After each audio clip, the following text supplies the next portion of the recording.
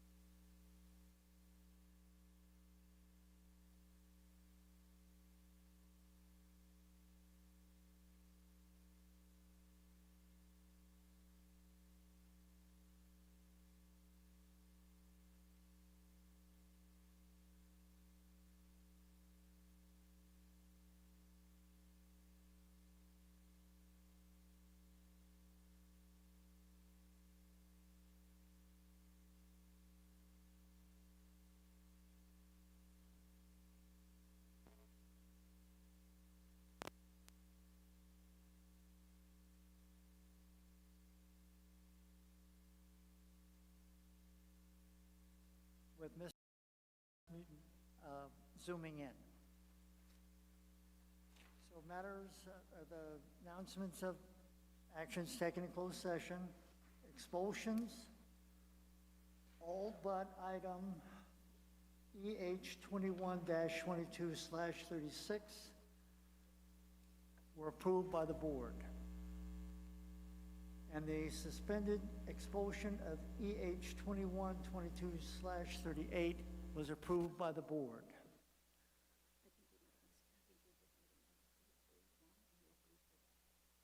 Please repeat that. Okay. So we have to read the expulsions that were approved.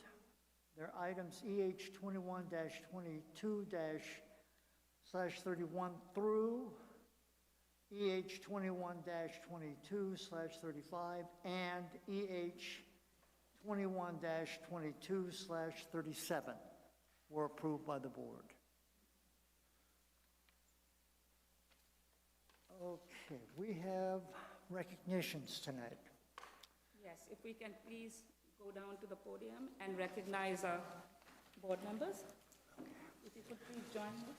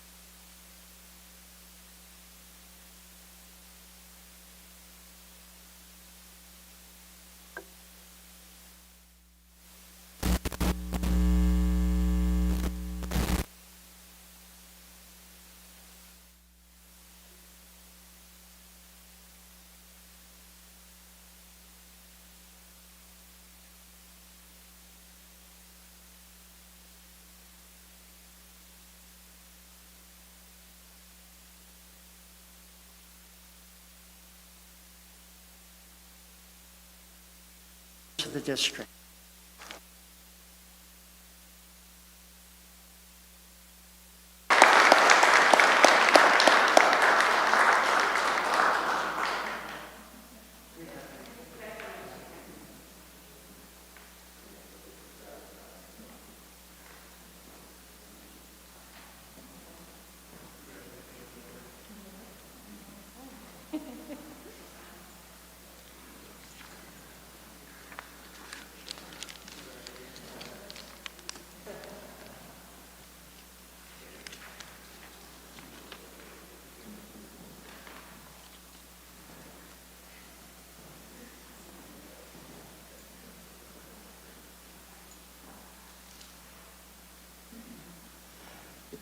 Our next retiree is Susan Scott. Susan served on the MJUSD Board of Trustees for 4 years, from 2016 to 2020. She served as the clerk of the Board of Trustees for most of her time on the board. Her 26 years with the district began in 1987 at Alicia Elementary as a clerk, and her career continued as a clerk at Ella Elementary and then Yuba Gardens Intermediate, and her last post was at Marysville High School, where she was the attendance clerk. She retired from the district in 2013. Is Greg Scott here? Greg Scott. Are you accepting? Yes. Okay, come on up.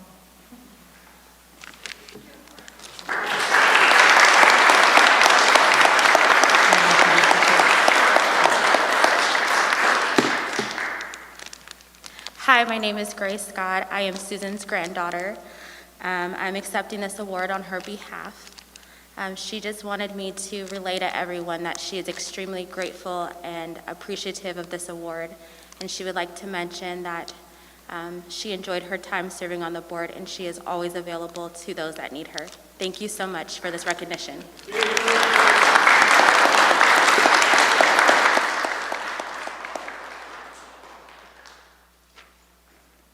Okay, and our last retiree was Paul Ellison, who served at the MJUSD Board of Trustees for 4 years, from 2016 to 2020.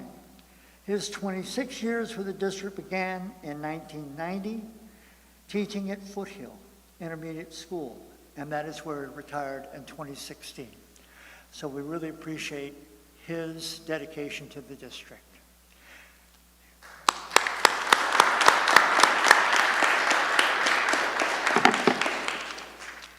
That's all for now.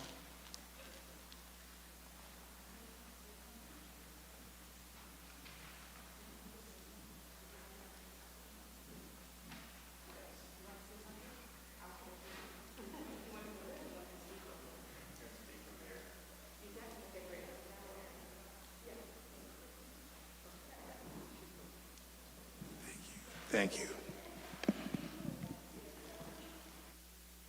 I appreciated my 16 years on the board, and more than that, my years with the district. I saw a lot of changes, and we have a lot of good employees. That's what I appreciate on the board. We had a lot of good employees, and I've been here through every superintendent we've had since we began in '66, unified, and it's been a pleasure serving this district and the students, and we just have good people working for this district, and I appreciate it so much. Thank you. Thank you. Thank you.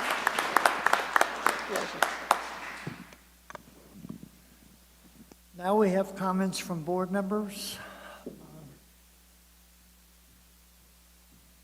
Mr. Boone? Mr. Crawford?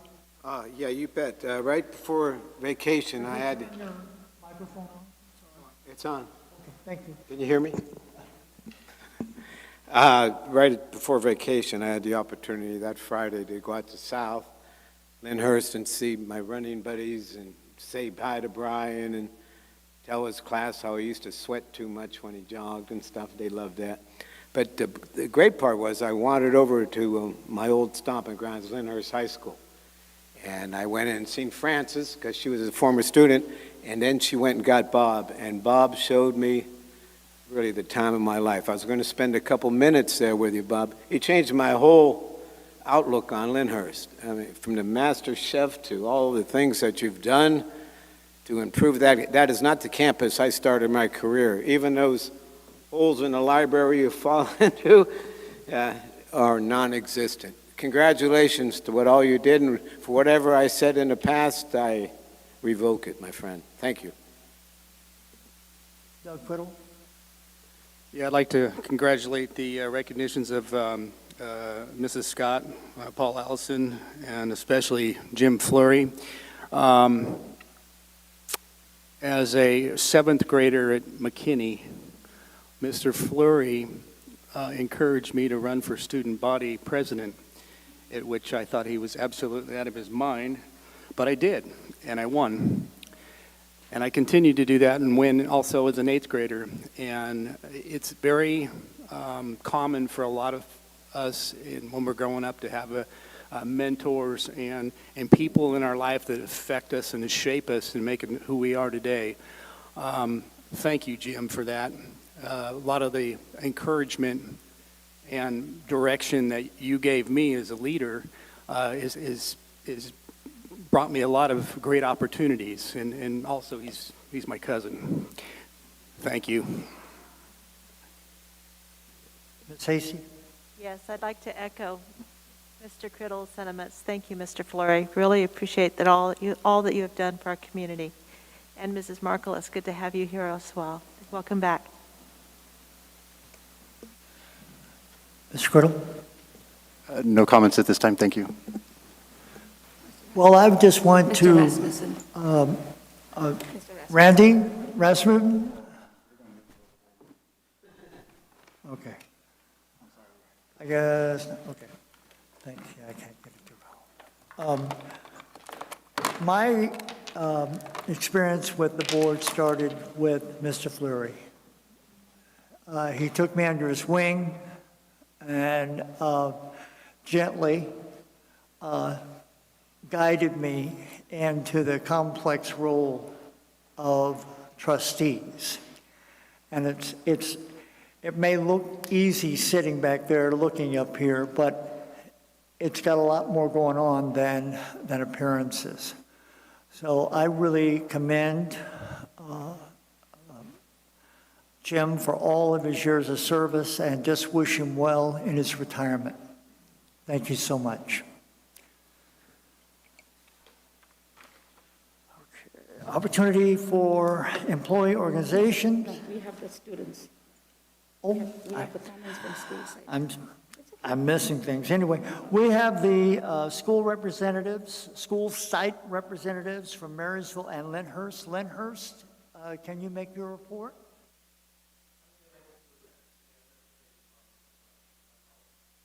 Could not make it for transportation.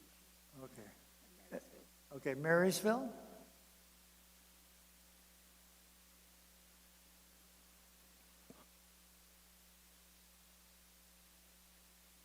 Good evening, Board. My name is Jariah Lott. I am a senior at Marysville High School, and I hold the title of ASB President.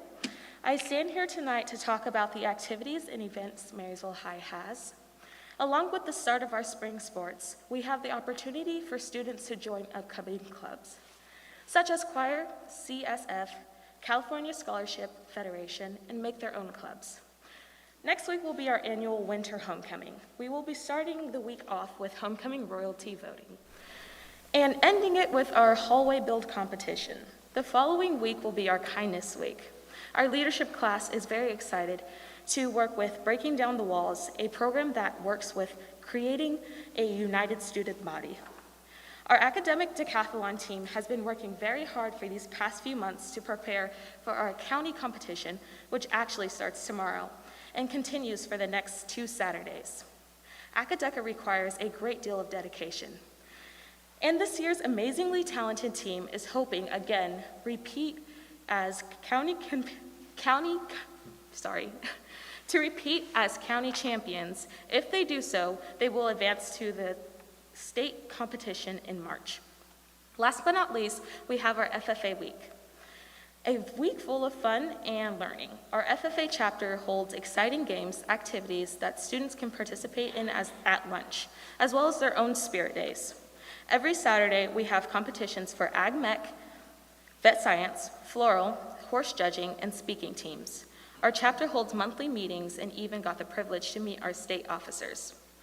Thank you for allowing me to have this opportunity. Last but not least, Marysville High School would be honored if you, our board, will join us in attending the winter homecoming basketball game on February 4th. Thank you. Thank you.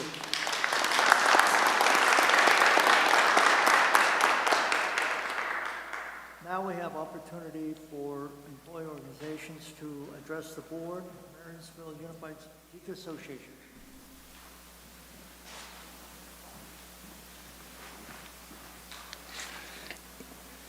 Good evening, Mr. Davis and the rest of the board and our attendees. This evening, I basically have a few parts to my comments. I have some thanks to give. I have some questions and thoughts about a few agenda items, and then kind of a few words about negotiations.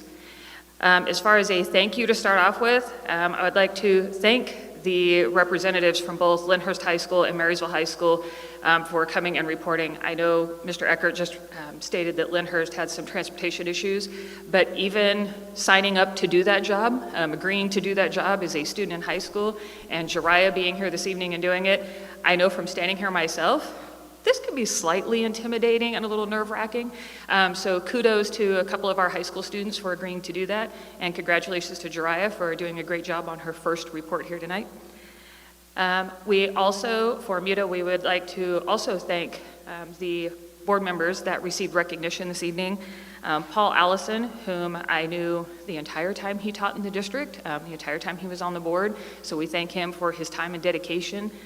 Mr. Fleury, who quite literally I have known my entire life. Mr. Fleury actually drove my mother to school on the school bus.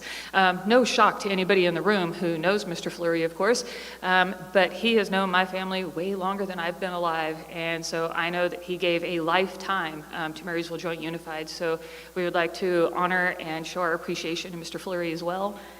And then, of course, Susan Scott. On a very personal level, I will tell you that Susan Scott and I spent a lot of time at Marysville High School. We used to kind of joke that she was my counselor extraordinaire. You get all stressed out, you go down to Susan, and Susan will get you all straightened out. And so I miss her dearly at my site, like I said, on a very personal level, but also Susan gave a lot of years to students in this district and also to the board and to our community, so we thank her as well. Kind of shifting gears, but still in the thank you department, we have our Common Assessments project that is going on. And we just started, we had our first team meetings yesterday, and those went amazingly well. I wanted to thank the almost 100 teachers from Marysville Joint Unified that participated in that. And also thank them and acknowledge the fact that they're giving of a lot of their time, energy, and talents, and really trying to have a collaborative effort between the teachers and the school district on this very large project and very timely undertaking. But we also, in addition to thanking our teachers and our unit members, we do want to thank Amy Stratton and her team here at the district office. I know Amy put a lot of hours into this. Alicia has also helped her out, as well as Mimi. I'm sure that Rocco also has helped out here and there. But her team has done well, and Amy has done a fabulous job kind of checking in on us and being a great support to that project as well. So we want to thank all of those people. And like I said, almost 100 teachers giving of additional time that they really don't have right now, I think speaks volumes to the importance that the teachers are putting on this. Additionally, kind of switching gears completely at this point, I just wanted to kind of point out a few things on the agenda this evening that the Teachers Union has some questions and some concerns about, some thoughts to put out there that hopefully may come up and may not, but hopefully the board will take into consideration. The first, of course, being on page 4 of the agenda and approving an agreement with Bach Law Group. The teachers union has some questions and concerns about whether or not that is in addition to Kingsley Bogard and the almost $500,000 that was spent there last year, and we're well on our way to $250,000 for legal fees with Kingsley Bogard this year, and so we're just curious if this is in addition to, because we're getting into some really hefty dollars purely on legal fees, while the district is also informing teachers that they don't have the money to pass along COLA. And so that is a question that I know you cannot answer right at this moment, but I'm going to hope does get answered. Additionally, on the next page, on page 5, approving the agreement with Capital Advisors Group. We knew that the Capital Advisors Group was coming in next week to do a board study session on the budget. We had absolutely no idea that they were also going to be hired on as consultants for a year.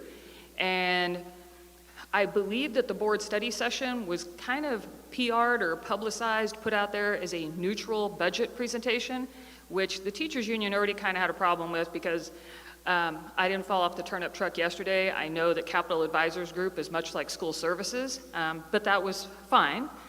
But now I'm not sure how that could be a neutral budget presentation to the board when they are actually a hired paid consultant for a year to the tune of $2,000 a month. That doesn't exactly seem neutral. And so just as a reminder, the teachers union has never provided that same amount of time of opportunity to inform the board of budget issues. We basically get to have a few minutes here at a meeting once in a while. But that seems bizarre at best. And so we might at least want to make sure that people realize that the board study session is actually being put on by an advisory group that is now actually paid by the district. Additionally, on the next page, page 6, wouldn't have questions on this if the teachers union had known anything about it before we got the agenda for the board meeting. I'm curious on the teacher union front, and as the representative and the spokesperson for this group, I'm not sure where this training is even supposed to happen or how it's supposed to happen. We keep adding in trainings and trainings and trainings that teachers are supposed to do before school starts, like our mandated Keenan training, our suicide prevention. We had just worked with the district, and thank you also for that. We had just worked with the district, had some conversations about the calendar for next year, and we do have, some, I guess you would say, informal agreement that one of our teacher days before school starts will be for the Keenan videos and the suicide prevention trainings and all of that. Adding this in now, we're getting to more hours than are in one day. And so I don't see anything in this agenda item that provides for how teachers are supposed to get this done, within what days, within what hours, and how they're supposed to be compensated for. And so those things could have all been addressed and alleviated if I had known about this beforehand. And we were just at the bargaining table on Friday, so hopefully this will kind of be one of those lessons learned, because we go back to the bargaining table on Friday, that maybe some of these issues could be made aware to the teachers union before they show up on the school board's agenda. Speaking of which, the last one is clear over on page 15. And that is the first read of the board policy in regards to employee use of technology. There again, this is the first that I saw or my group saw an update to this. And these comments right now could have all been avoided if any of that had been communicated to us beforehand. I think, speaking of negotiations, we'll switch into kind of the negotiations end of things. I think that what we're trying to get towards is the spirit of, being more collegial and more teamwork and more collaborative. I think that's where we're going. That was more the tone of things definitely last week. I think that bears out in both of the bargaining updates that went out from the district and from the teachers union that last Friday was very pleasant, very conversational. But along those lines, some of these items then could have just been talked through, and still could. But if we can kind of bring to the cognizant level that would be helpful, I think we can avoid a lot of these comments. But then also within negotiations, I understand that last week was more, like I said, pleasant and friendly and conversational and collegial. but you still have 500 educators, professional educators in this district who are begging you for nothing more than slightly under COLA. We are still talking about 5% out of a 5.07% COLA. And the teachers here are working, and they are dedicated, and they are giving and giving and giving. And I sincerely hope that as we continue on in these bargaining conversations, that we will in fact come to an agreement on that. But your teachers need and want the 5% COLA. We recently heard from school services, and I'm sure you'll hear from capital advisors, about how, the cost of living for both this year and next year, which is projected to be 5.33%, they're already talking about how to inform your stakeholders that, they probably won't see all of that because of the rising costs, and that's why the COLA is so high. Well, if the costs are high for the school district, I can guarantee you your employees are no exception to that rule. The cost of living is greater for us as well, not just for Marysville Joint Unified.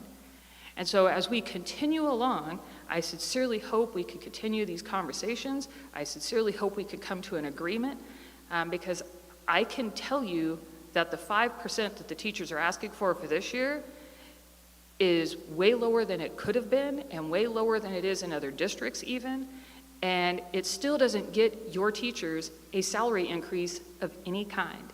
Our take-home pay is still lower than it was last year in many instances, and as we continue along, our buying power is less and less and less. And people then will get out of this profession, and people will get out of this district, and we need to do all we can to prevent that. Thank you so much. Thank you.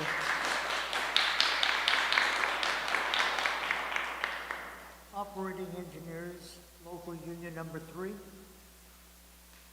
California School Employees Association, number 326 and number 648. Association of Management and Confidential Employees. Supervisory Unit. Now we're moving into public comments. Comments are limited to a maximum of 3 minutes per speaker. 20 minutes total time for public input on each item per Board Law 9323. We have 2 public comments. Tiffany?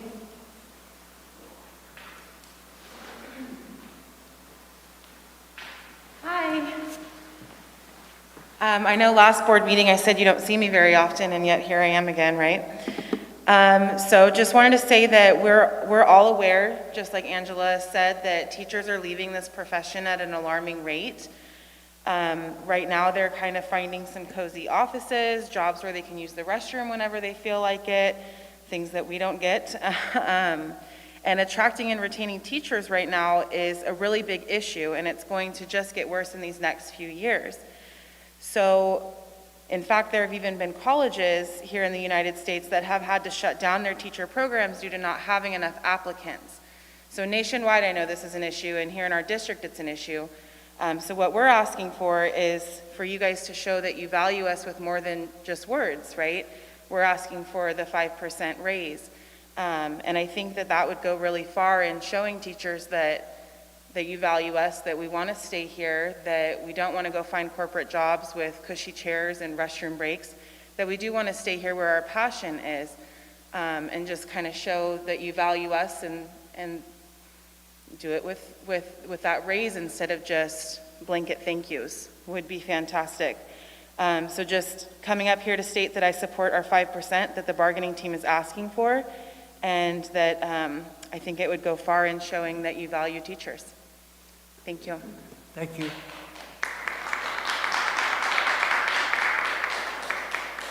Tammy?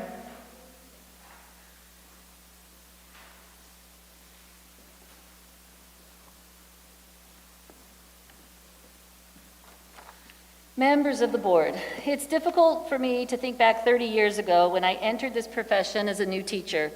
A few things I do remember, though. As a single parent first starting out in this career, I knew there was no way I could survive on a substitute salary. So I finished up my credential year at UC Davis and began my employment for MJUSD, knowing that my income would be substantial enough to cover all my basic needs and that my health care plan would not break me. Boy, things sure have changed over the last few decades. I recently had a discussion with a new teacher in our district, a teacher putting in 10-plus hours daily, navigating the effects of this pandemic, satisfying all the requirements of new teachers, appeasing parents while presenting meaningful curriculum for our students, grading, planning, reaching out to families, all those things that are expected of teachers, of new teachers. The funny or not so funny thing is that for all these added responsibilities, obligations, and expectations, this individual receives about $150 more a month than before she was an official classroom teacher within our district. The job she held prior to this school year, she was a substitute before the rate increase that you just provided in order to sweeten the pot to allure more subs to our district. If you figure in the pay increase you just approved, a fully credentialed first-year teacher is bringing home less each month than a substitute teacher that accepts a position each day of the month. I know what you're thinking. Well, substitute teachers don't get health benefits, so here's something to ponder. This same teacher is still eligible to be on her parents' medical, so as a substitute, it's costing her nothing. But as a first-year teacher, about $172 comes out of her check each month, so she cannot have our insurance. Another young teacher I know who was a substitute before entering our district currently pays $1,200 a month for health care, for which she still has to pay 20% out of pocket. As a substitute, she actually qualified for Medi-Cal that paid 100% of everything. So I'm not sure our current benefits plan could really be considered attractive enough to recruit a new teacher to our district. I always tell my students, don't compare apples and oranges when we're talking math. And some of you may think that these are two totally separate situations, but I can tell you right now for these teachers, they're simply looking at what goes into the bank each month, what money they have to pay their rent, to buy groceries with, to fill up their gas tanks with, all in an economy that's experiencing all-time high inflation rates. This year, our district received over 5% COLA, and it's projected that next year we'll see the same. This district is bringing in more money than ever before, and with having to spend down reserves, I implore you to consider the scenario presented before you today. Our teachers deserve to do more than just scrape by. Our teachers deserve COLA. Thank you. Thank you. Now we're going to have two presentations, one from Marysville High School and one from Mckinney Intermediate. Which one wants to go first? Marysville High School. Marysville High School will go first.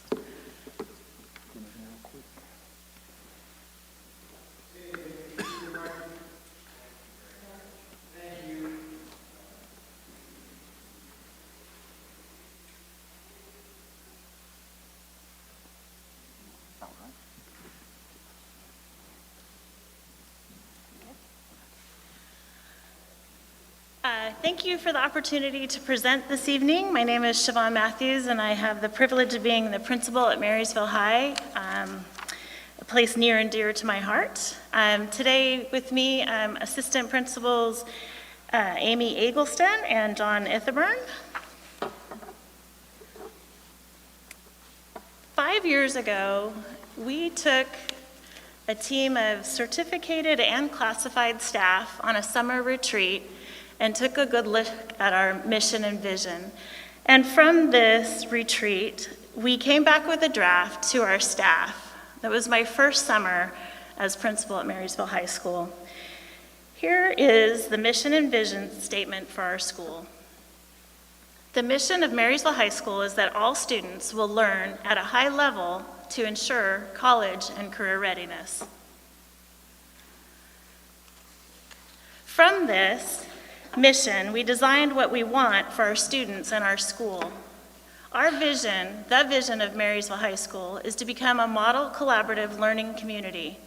Through our Indian way of being respectful, responsible, and healthy, our learning community members will be lifelong learners who can communicate effectively and think critically.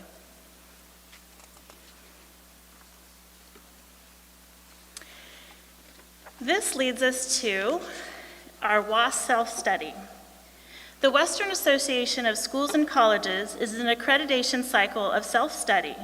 This year, we took an in-depth look at our progress over the past 6 years and determined our strengths and our growth areas for the future.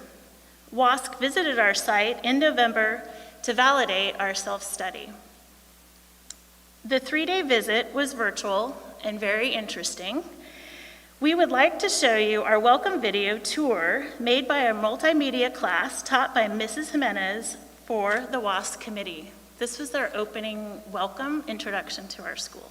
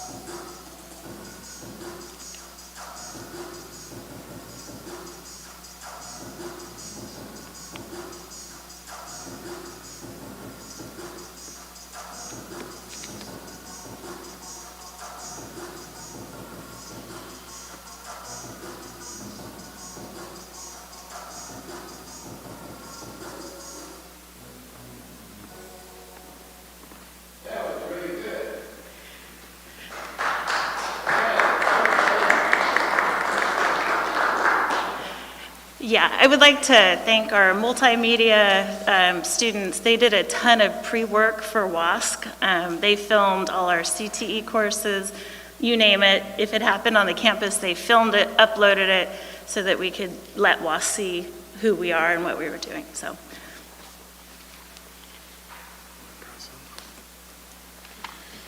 Hi, I'm John Ethelburn, Assistant Principal, Marysville High School. First time at one of these meetings, so just to let you know, I'm a newbie. So I'm going to talk about the Marysville High School School-Wide Learner Outcomes, or the SLOs.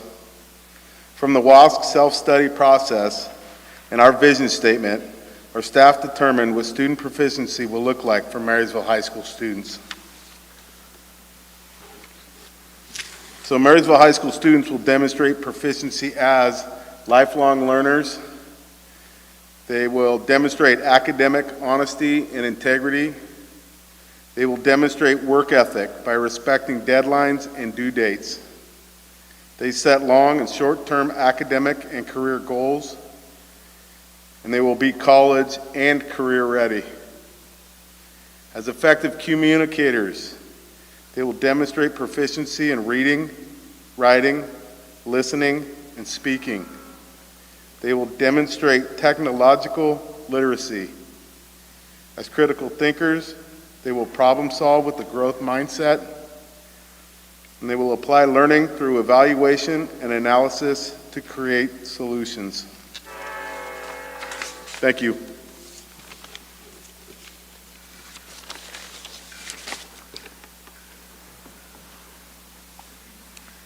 Good evening.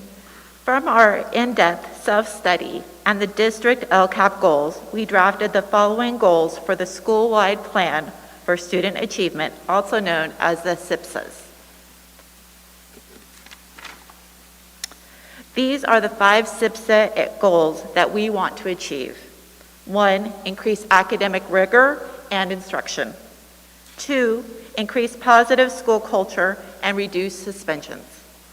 3, increase outcomes for educationally disadvantaged youth.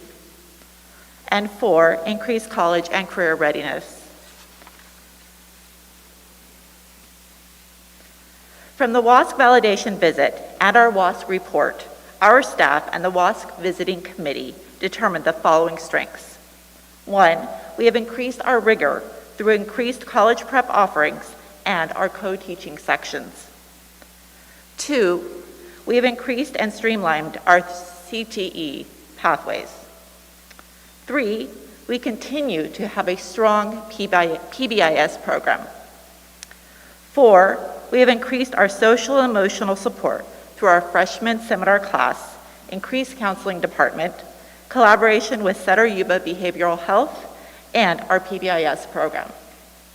And 5, we have a variety of course offerings to engage students' interests and learning styles, including our CTE programs and pathways.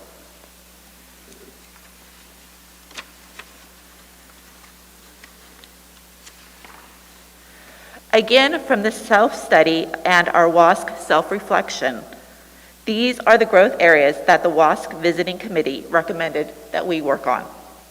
1, continue the development of the PLC process by developing a systematic plan to support all learners during the school day, including intervention, AVID, enrichment, and SEL wellness groups. 2, teachers will increase the use of assessment data to drive instruction, enhance student learning, and provide timely feedback through the use of a multi-tiered system of support.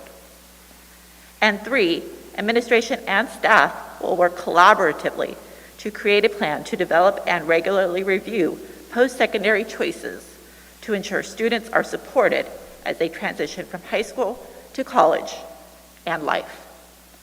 From these growth areas, we will set goals and create an action plan that goes even deeper than the SIPSA goals.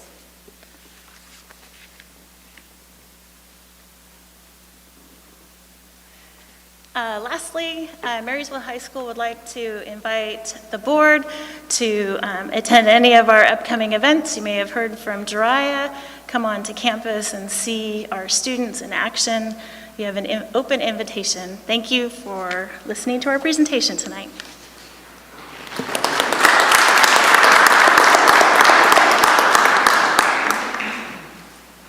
Thank you very much.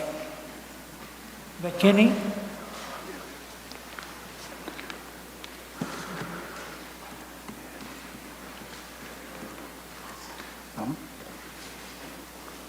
Just arrow key it over, right?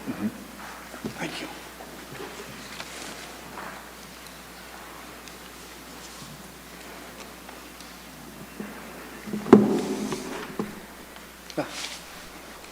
All right, good evening. School Board, President Davis, Dr. Israni, Dr. Greco, Mrs. Pasalia, and community members in attendance. My name is Joe Seiler, and I have the privilege of serving the students of Anna Mckinney as principal. Joining me tonight is our assistant principal, Mr. Troy Hain. I'd like to thank you for allowing us the opportunity to share our school with you this evening. We will be presenting our school plan for student achievement with you tonight, as well as some key features of our school.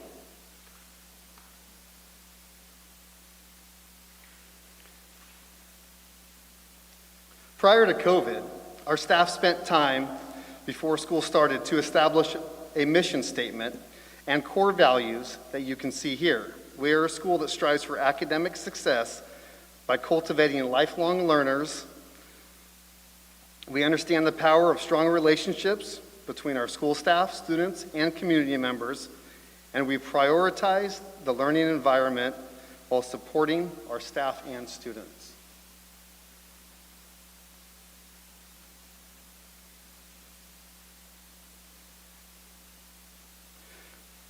To meet the requirements of the Every Student Succeeds Act, our primary focus revolves around two key components. A, all children have the same opportunity to receive a fair, equitable, and high-quality education, and B, to close the educational achievement gaps among our most vulnerable subgroups.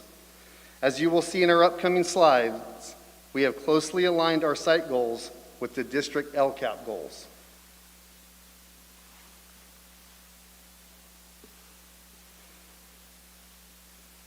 In developing our SIPSA, our single plan for student achievement, we utilize multiple means of input, which are listed here.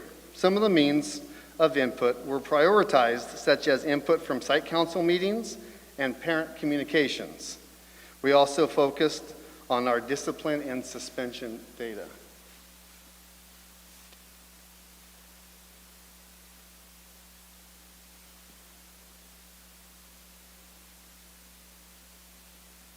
So as you can see, we have aligned our goals with the LCAP. Goal 1 focuses primarily on academic achievement for all students on our campus. Goal 2 directs focus to safe learning environment that is focused on academic achievement. In Goal 3, we are excited about. We have experienced success through the reclassification of 16 English language learners as our ELD program is strengthened in years to come as we predict continued success. Goal 4 focuses on an aspect that we sometimes forget, the strength of strong relationships with our students, parents, and community members. Our communications with our parents revolve around 3 key components: transparency, trust, and accessibility. In Goal 5, we model for our students the importance of lifelong learning as we learn best practices and new strategies to meet the needs of our ever-changing student population.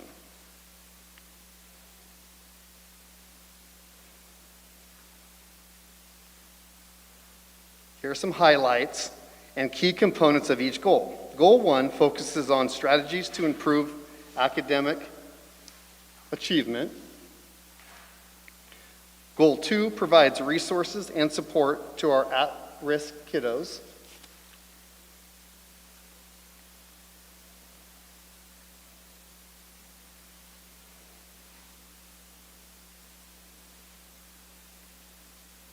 Goal 3 focuses on our EL students.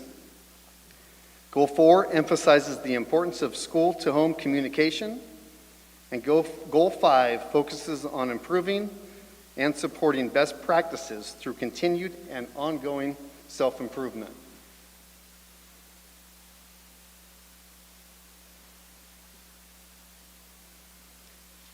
This is a quick list of our budget summary for the 2021-22 school year.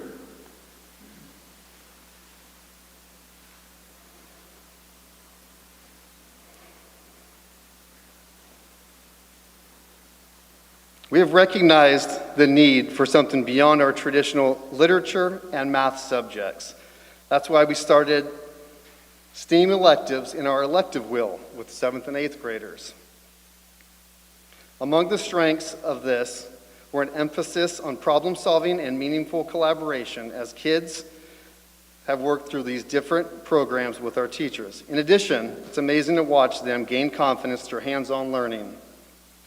Here's a couple examples of our electives in our elective wheel. We are super excited for the eventual addition of AVID next year and our pathway into Integrated 1 as well as next year.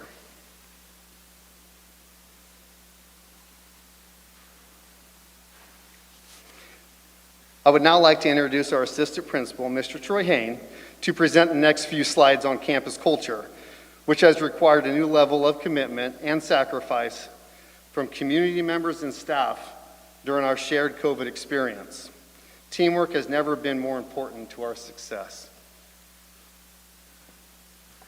Good evening, board and people in attendance. Our PBIS program was started a few years ago by Mrs. Matthews and has grown stronger and stronger ever since, as evidenced by the awards listed across the top of the page there. Any good program goes through review and revisions. So one of the things that we've done this year is we've revised our PBIS cards to the card you see in the middle there. We've also updated our posters around our campus, so they're a little fresher looking. Last year during COVID, we started an elective using the McKinney News with one of our teachers. It didn't grow as well as it could have, but this year it has grown exponentially. The McKinney News is a weekly production put on by Mr. Foch, one of our teachers at our site. It's run by students, shot by students, and there's an example of our students who do the weekly drawings. This year, we've had the recent addition of our ORC, Mr. Lopez, who is taking the lead on our PBIS program. So through the process, he has been organizing our meetings and facilitating the program. On a weekly basis, we acknowledge our students with the PBIS, through PBIS drawings in the news. We also have a special recognition that we call Fritter Friday. Our students' names are drawn, and during second period, we announce over the loudspeakers, and a fritter is brought to them. A fritter is roughly about the size of my hand, so it becomes a big thing. We are in the middle of a Spirit Week that's being put on by our leadership group. Tomorrow is Crazy Mask Day, so we will celebrate those students. And previously, during October, we ran a Saturation Week where we acknowledged aspects that our campus had said, hey, we need our students to bring their Chromebooks, do this, do that. And we did live PBIS drawings in our first, second, and third period classes, going along saying, hey, do you have your stuff? And they were recognized right then and there on the spot. So our PBIS program is one of our programs that we're supremely proud of.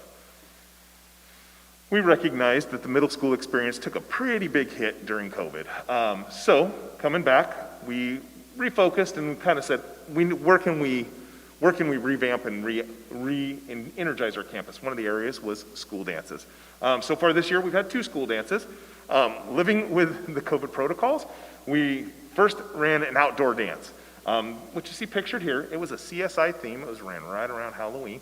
And you can see there where they had caution tape, and it was themed that way. Our second dance was ran in December, and we ran it as a hybrid. We were allowed at that time to bring kids into our cafeteria, but we also opened up the outside area for those students who felt like they needed ventilation or snacks or just visiting, because the middle school experience is all about a wide variety. Some students came to dance, some students just came to hang out with their friends, so we gave them options, both of which were extremely popular, and our PTSO was extremely involved in both events. We are currently planning, or in the stages of planning, for our February dance.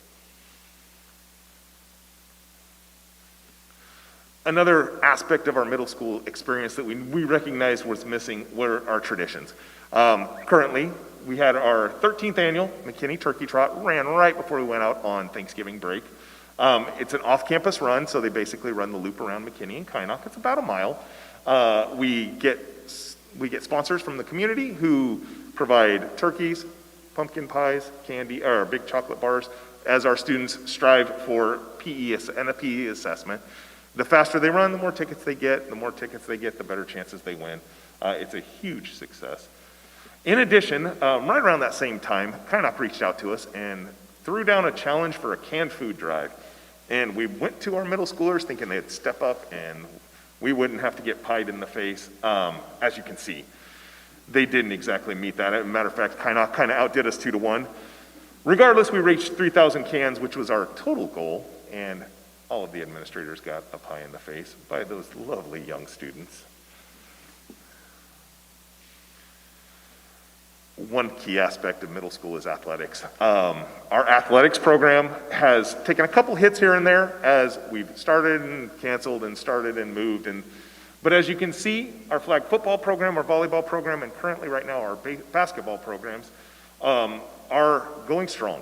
Our students are following the protocols that we've asked for, testing on Mondays with our staff and wearing masks when applicable. And it is a resounding success, which brings us to our PE program. One area where our PE program brings a lot of students into one location. Our students are following they're complying to the guidelines, wearing their masks indoors. Right here is an example of a dance that was done prior to our December break, as well as fitness circuits being done to achieve and support our students. With that said, I am going to turn the mic back over to Mr. Seiler. Thank you. Well, we have some new additions and enhancements to our campus that we are extremely excited about. Over summer, we got and received 3 new module buildings, which is now the home of our history department, our 7th and 8th grade history teachers, Mr. Chavez, Ms. Treble, and Mrs. George. They are excited. The students love the new facilities. We have a quad area for sitting, and the buildings are beautiful. We are also underway. Work kind of was slowed down due to Mother Nature, but our solar project is, I'm sure it's near completion at this point. We're excited for outdoor classrooms, educational opportunities, have some real-world discussions regarding energy use, and possibility of holding community events there is extremely exciting. That's it. We would both like to thank you very much for your time. It's been a pleasure. Thank you very much.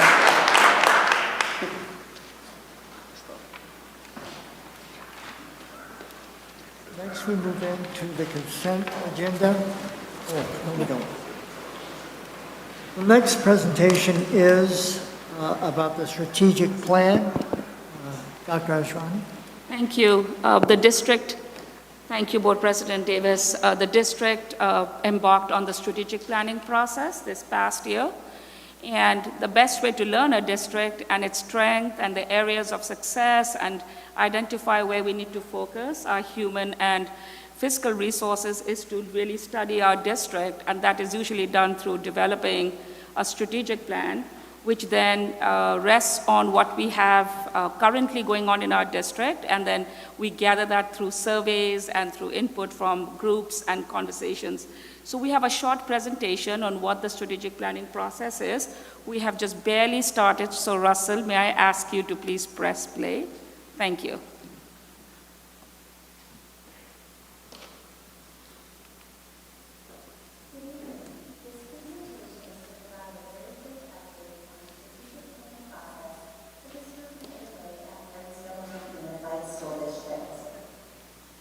In the face of uncertainties, planning to find some particular place we want to be and how we intend to get there. Peter Trot. Strategic planning is a process in which organizational leaders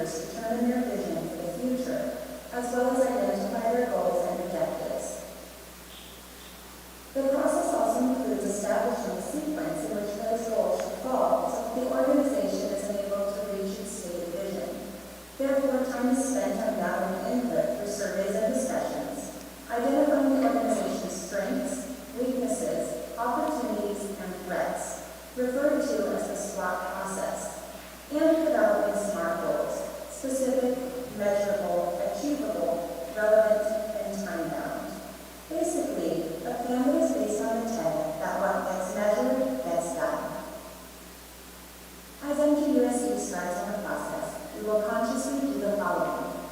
This process will help us determine our strategic position in the community. We are responsible for graduating students with the skills and knowledge required for the world of tomorrow, not just for this region, but success in the global economy. We will ask ourselves questions like, what do we need to be able to do that? Who do we need to partner with? Where do we start? This is where we identify our vision as an organization and clearly state what our responsibility is and what we wish to achieve. The greatest factor of a good plan is to develop a big picture and to prioritize our objectives. Once we understand our strategic position and have identified our big objectives, we are ready for the next step, developing a strategic plan. This will include clear objectives, actions, measurable outcomes, and how we will do these things, what resources we will need, and how we will allocate to each action. Finally, we'll identify the timeline for each action. Next, we need to execute and manage our plan. Then we know which road we're on. We'll know what the end time is, and we start to put in place clear and measurable steps to achieve the actions in the plan.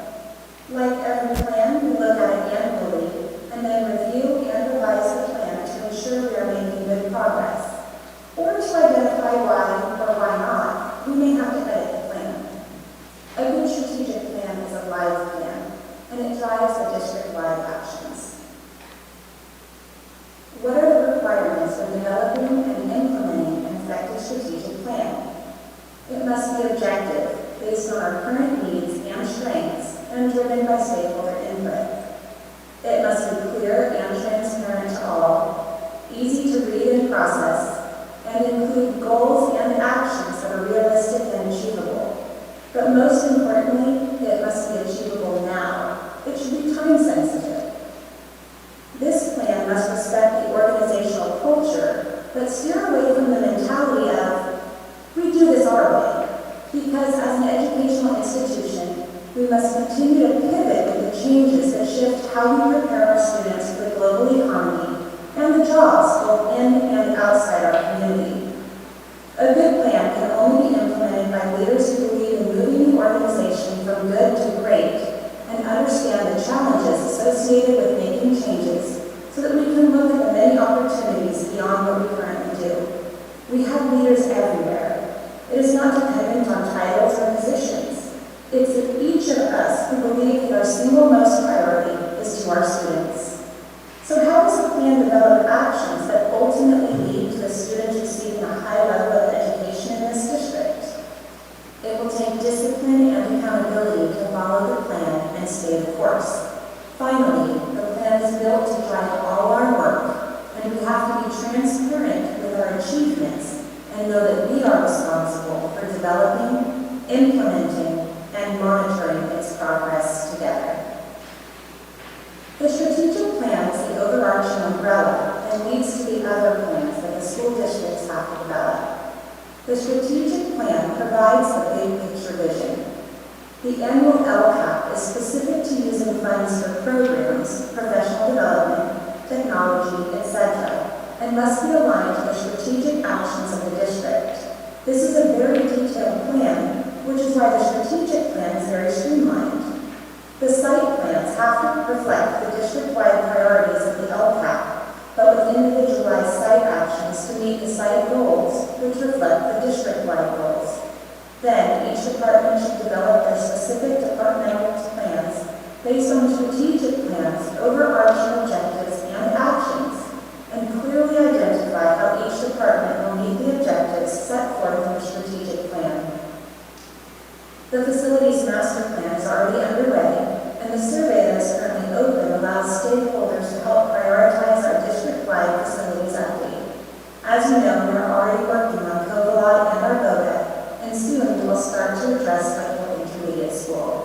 Your input on the survey will help prioritize other projects.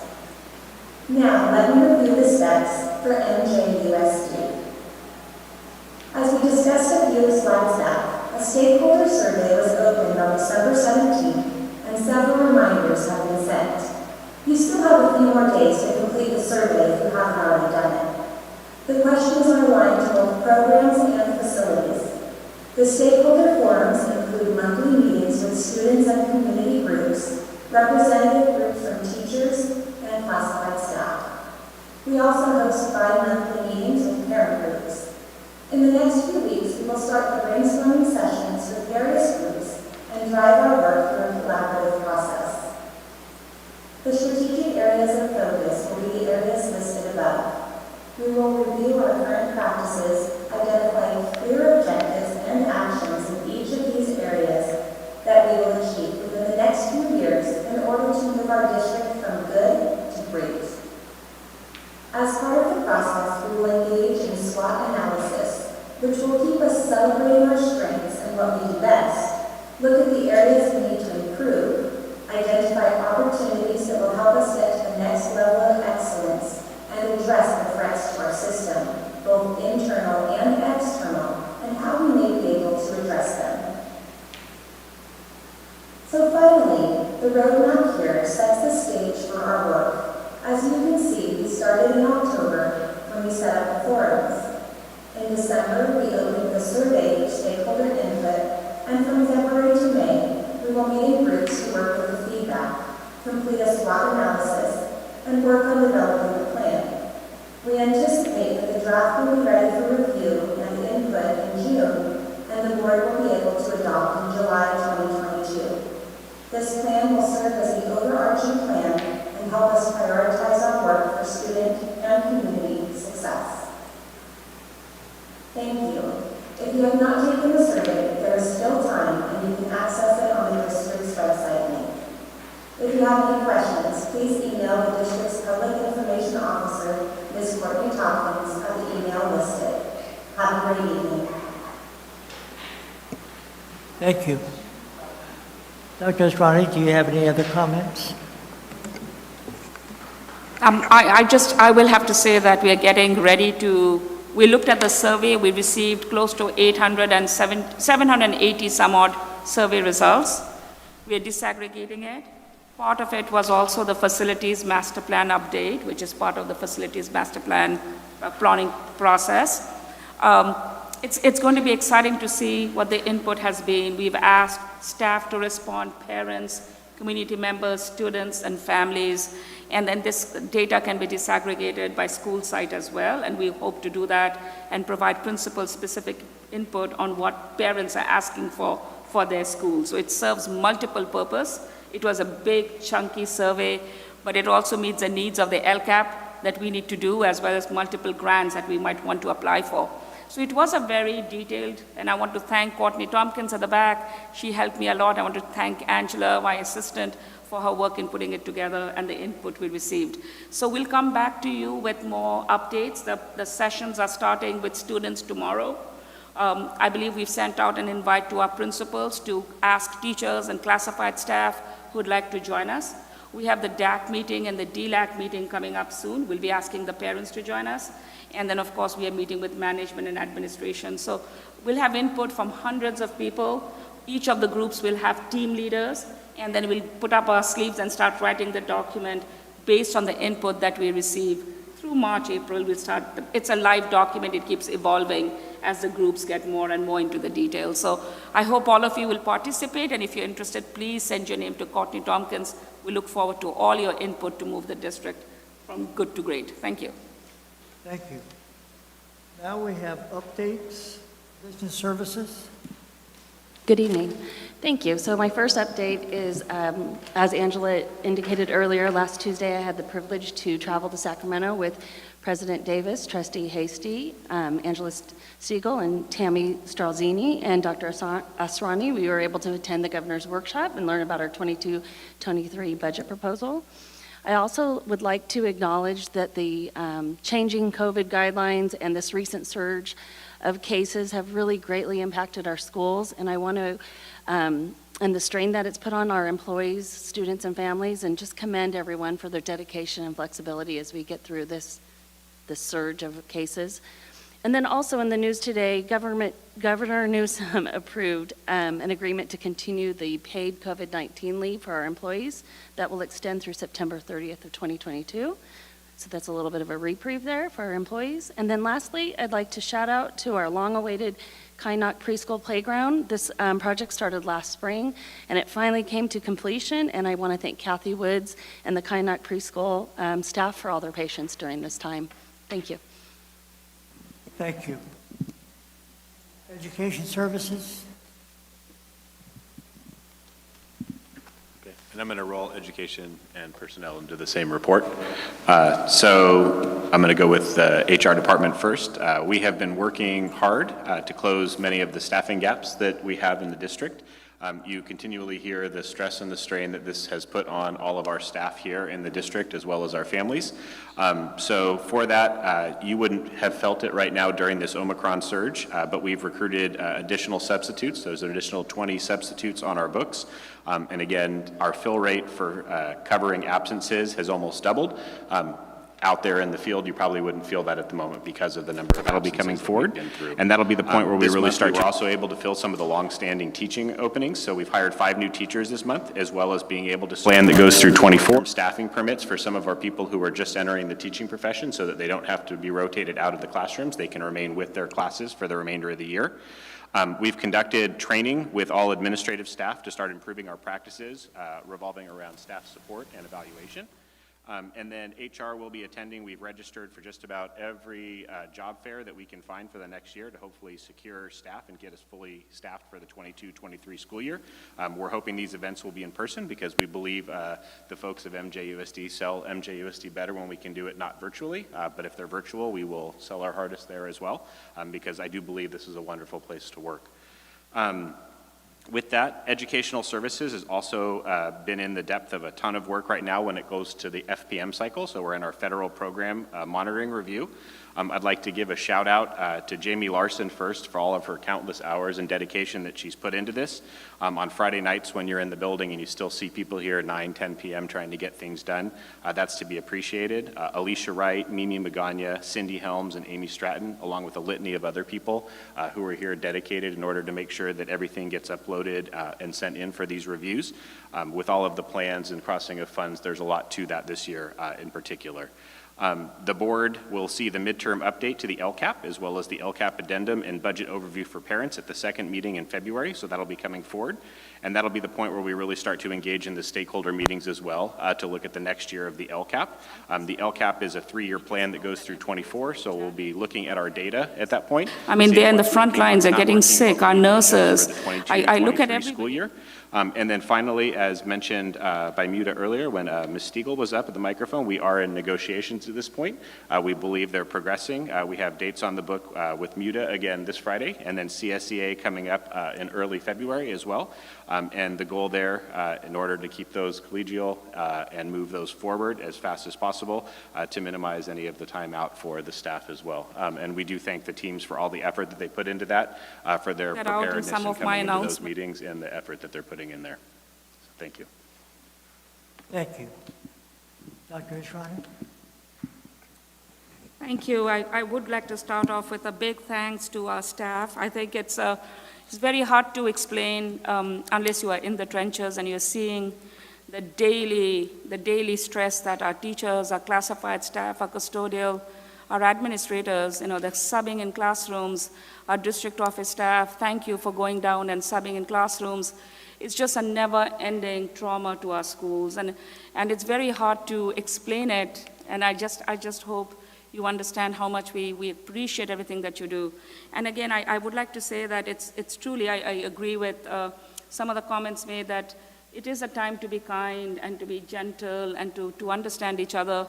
None of us have the answers to the problems. We're just doing the best we can. It's unprecedented. We just know that every day is a new challenge. Our health aides, I mean, they're in the front lines, they're getting sick. Our nurses, I look at everybody and I think our bus drivers, I mean, I don't know who else to say. I think our cabinet running around and doing, as much as we can do. So please be patient with each other, learn to love each other. We work together for our children, and we are here to support you. Based on that, I'd also like to say that, let me put on my glasses since I'm old and I'm getting blind.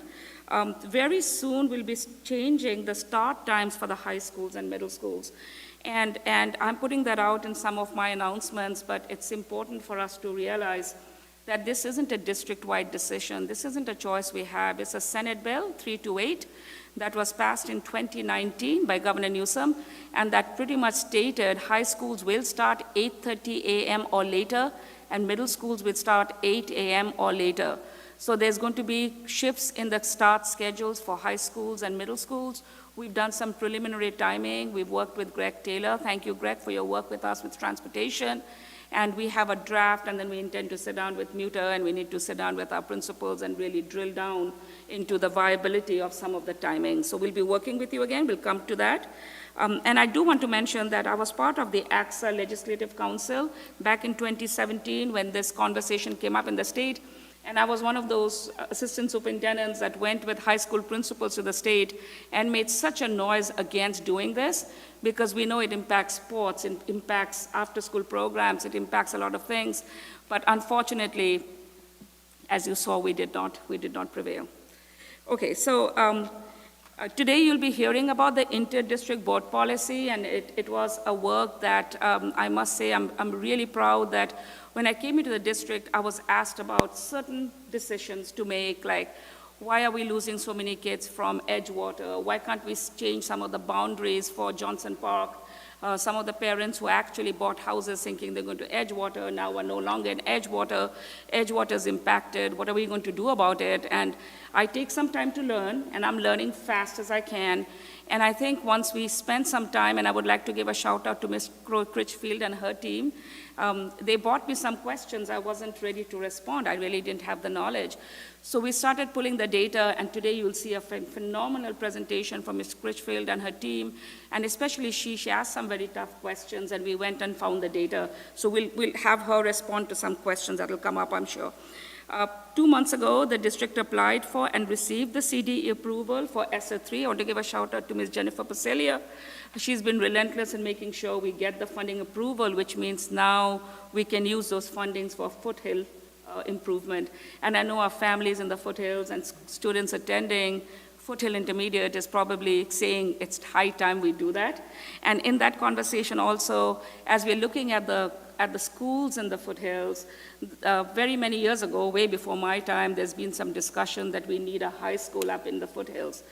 So as we're looking at where are we losing children in the inter-district permit and what do we need to do as a district to keep our kids here, the conversation came up is this is a time to talk about opening a high school in the foothills. So preliminary conversation is that Dobbins will turn into a high school starting next fall.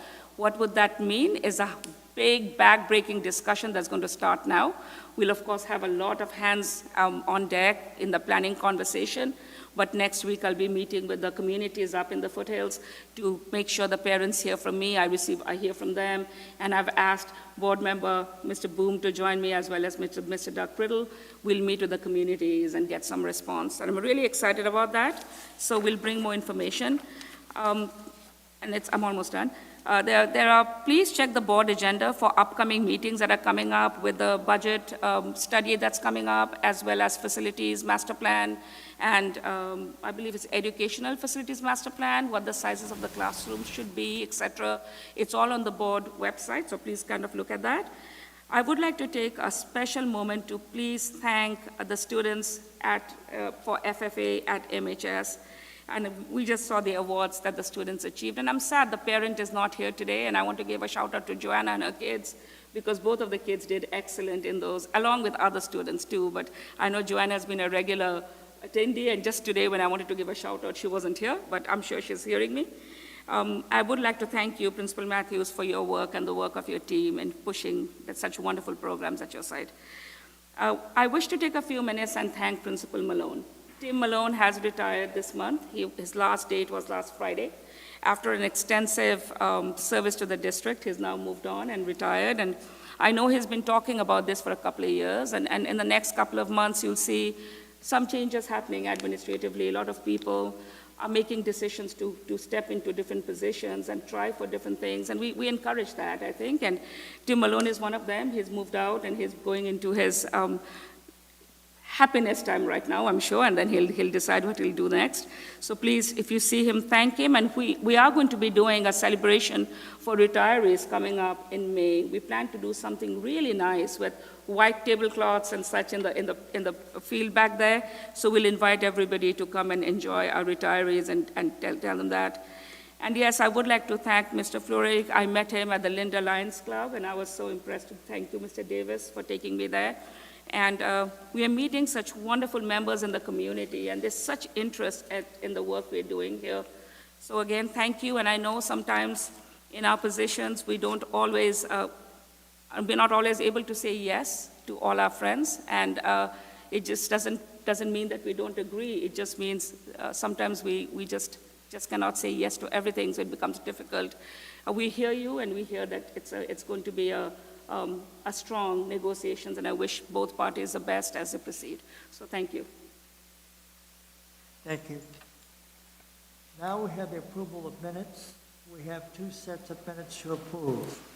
Minutes from the regular board meeting of 12/14/2021. Is there any discussion about those minutes that the board would like to address at this time? If not, do I hear a motion? Motion approved by Doug Criddle. A second? Second. Second by Gary Criddle. All those in favor say aye. Opposed?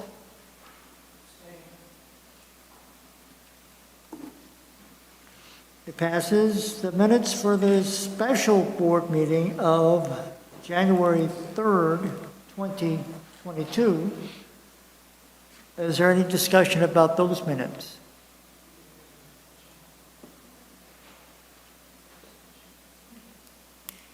If not, do I hear a motion? Motion approved by Ms. Hasty. Is there a second? Second by Mr. Broom. All those in favor say aye. Any opposed? We have one abstained by Frank Crawford. Then we move to the consent agenda. Are there any items in the consent agenda that any member wants to pull at this time?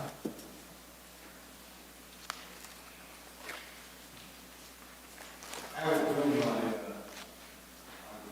on the law, after consulting with the superintendent, so I have no objection, and I would like to offer approval of the consent agenda. If there's no other. So you're not pulling it? No, I'm not. Okay. If there's no item to be pulled, is there a motion to accept the consent agenda? Motion. Motion approved by Mr. Crawford. Is there a second? Second by Ms. Hasty. All those in favor say aye. Aye. Opposed? Passes 7-0. Now we move to new business.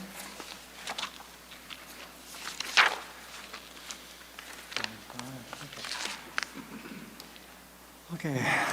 The first item is from the superintendent is to adopt the resolution 2021-22/12 School Board Recognition Month. Dr. Fall. Thank you. I think it's such a it's such a wonderful opportunity for members of the community to volunteer and serve as school board members. We thank you for your dedication. We thank you for your hard work. It's only when people sit at this side of the podium that you see how much planning, how much detailed discussion happens to run the district's business. So this month of January is the School Board Recognition Month, and I offer that we look at adopting this resolution, henceforth recognizing January as a School Board Recognition Month. We also recognize our ex-board members. It was such a wonderful way to celebrate the work of dedicated officials to the school board. Thank you. Is there any discussion? If not, do I hear a motion? Motion approved by Doug Criddle. Is there a second? Second by Mr. Boone. All those in favor say aye. Opposed? 7-0.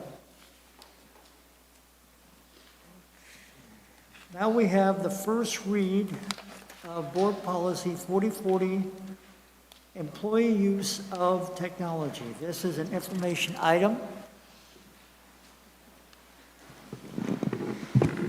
Hello. This is the first read of the acceptable use policy. If you take a look, the employee acceptable use policy actually has not been updated since 2008. It still talked about pagers and other things that we don't actually use anymore, so we are long overdue.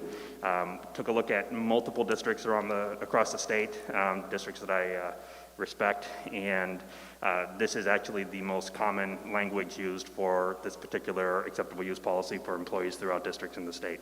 There are some that are much more involved and much more in-depth, but this covers us, and it's very standard with districts throughout the state. Are there any questions for Brian? Thank you. Okay. The third item is a first read of Board Policy 6163.4, Student Use of Technology. Brian? And just like employees use technology, students do as well. This one's been updated much more recently, but there have been, especially with COVID and everything with distance learning, some changes. We just wanted to make sure that we had a policy in place that was going to acknowledge all those and make sure we cover the district for any possible liability on the usage of the technology that we provide. And so we are making some changes to the student acceptable use policy as well. Are there any questions for Brian? Thank you, Brian. Okay. The fourth item is approval of employee contract assistant superintendent personnel services. Dr. Azrani? Thank you. On December 14th, we discussed, and it was brought in closed session and approved in open session, for Dr. Greco to be serve as interim assistant superintendent of personnel till end of June 2022. I think this is a good time to give him a chance to kind of do the excellent work he's already doing, but I'd make a decision as to this is what he really wants to do. He stepped in at a time when there was such a void, and he's just blown us away, honestly. So I strongly urge that the board adopt this motion so we can compensate him at the rate to which he needs to be compensated for the job he's currently doing. Thank you. Are there any questions from the board? If not, Frank Crawford has made the motion to approve. Is there a second? Second by Ms. Hasty. All those in favor say aye. Aye. Opposed? Passes 7-0.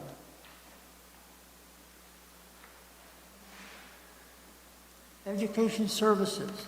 First read of Board Policy 5116.1, Intra-district open enrollment. Ms. Crutchfield?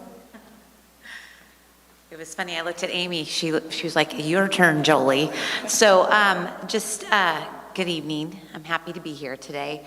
I'm Jolie Critchfield, Director of Student Supports and Innovations. So I do have some data that I wanted to share with all of you, just so that you guys kind of understand where, the change or the update in policy is coming from and why we're looking at how many inter-districts and stuff are coming through. So currently, my office processes about 2,000 inter-districts and intra-districts. That's a combination of those that are leaving the district and those that are kind of going in between schools. And so Dr. Azrani, when we're working on facilities and we're working on our LCAP and we're working on all those things to improve our school sites, these are the things that we need to see. We need to find out from parents why they feel that they need to move their children out of our district. So I'm just going to share some of the data that we have so that you can see this and the reason behind the work. So as you know, that we have 23 schools in Marysville and we serve about 10,000 students. And all of you, I'm sure, have been to our high schools and junior highs and elementaries, and you can see just the hard work and the dedication of the staff at the schools with the different CTE programs, the after-school programs, the STEM and the STEAM elective programs, dual enrollment, all the things that we're doing for our students that is pretty impressive. And so with all of this, why are our students wanting to attend schools outside our district? And so gathering that data and kind of finding that out can help us make those changes needed. And also, you'll see with the fiscal impact of them leaving our district, what that in turn is happening to our schools. When we have parents up here wanting updated tracks or updated facilities for our students, and then seeing the amount of money that's going out of our district, and we're unable to do those things. So these are just some of the questions that, you know, we can look at through our data. So there is criteria. So I know there's been a little bit of talk and people panicking like, oh my gosh, my kids already attend a school outside of the district. Does that mean you're not going to improve it? That is incorrect. We want students to stay at their school of residence, or their school of residence, the school that they've been attending. That's important for social, emotional reasons and for the academic piece. And so the other criteria for new families moving out of our district and maybe attending in school in Wheatland or Yuba City is that if they're active military or their siblings are currently attending. So if there's a third grader that's attending one of the elementary schools and the parent wants their new kindergarten student to attend that school, we're obviously going to approve that. The parent doesn't want to be sending their children to two different schools. And then the child care, we understand that if both parents are working outside of the district, we're going to approve that as long as, you know, they have the documentation. I brought both of my children, I live in Yuba City, and both of my kids attended. One graduated from Marysville High School, the other from MCAA. And so I understand what it means if when you're working outside that it's important to be able to bring your kids to the school that's close to you. And just individualized issues, if there's maybe a safety concern, we want to know about that as well so that we can rectify it. So this is a little bit of data that we're doing right now, and these intra-district is students that are going, changing schools within our district. So maybe they live in the attendance of Ella and they want to go to Cedar Lane. This is where you'll see our kids going in between different schools. Many of the students, because parents might move, they want to keep their students at the school that they started. And so we obviously, if there is room, we approve that because we want the kids to continue in the school that they started. So this is just some of the data that you'll see. You'll see at Marysville High School, 165 students that typically would maybe attend Lyndhurst are attending Marysville High School, and then you'll see Mckinney and the different percentages there. So that's just within our district changing schools. These are the students, the number of students just this year that left Marysville Joint to attend another school outside of our district, and this is where they left. So you'll see, like, you know, Edgewater has a waiting list right now. How come there's 115 kids leaving? Well, our boundaries, the way they're set up outside of the school where you can't walk, where they have to be bused, that's not Edgewater attendance area, it's Johnson Park. So the boundaries were kind of moved to be able to accommodate the students that live closely in proximity to Edgewater. And because of that, a lot of the families move their children to Wheatland so they can attend those schools. And so you'll see the different number of kids leaving our district. Arboga, 138, and we're hoping with the K-8, we'll be able to keep those kids in our district from till 8th grade. So we'll see with the facilities update. I'm almost certain that's going to happen. So next. Oops, sorry. So these are the students, when you look at how many students just this year are enrolled in this, the school districts outside of our district. This is where the majority of students are. We have some that are like 2 here, 2 there, but the majority of are in Wheatland Elementary. You'll see Wheatland High School, but a lot of times they just kind of roll over and they may not, maybe don't get an inter-district agreement signed, but you'll see the Wheatland Elementary, 351 students of ours, that's huge. And then Yuba City Unified, 122. And we get about 300 students from outside the district that come to our district to attend our schools, but not nearly the amount that's leaving our district. These are the students that parents have left because they are in the military. So they're active military, and so you'll see the number there, 77 active duty at Bill. And then the parents that are employed, those aren't active military, but they are civilians that are employed there. And they're, why am I having a hard time with this? These are really small numbers, and so it's like, oh my gosh, look at all those numbers. But you'll see when it says total released in that top hand corner, the 427 students, that's what was released this year, and then we put them across the grade span so you can see how many on each grade span for this year. And then you'll see the next year, because a lot of them, we signed the 5-year. If they went to kindergarten at Wheatland Elementary, they would be able to stay until 5th grade. And then a new inter-district would have to be signed if they go to Bear River, which is the intermediate school, or in Yuba City, if it's a K-8 school, they'd be released until then. So the fiscal impact is tremendous, if you see on the side. So you'll see here just this year, the impact of students that have left is over $7 million. And over the course of the time, and by 2028, obviously this is a rough estimate, if all students stay on inter-districts and continue, is over $43 million that our district is losing.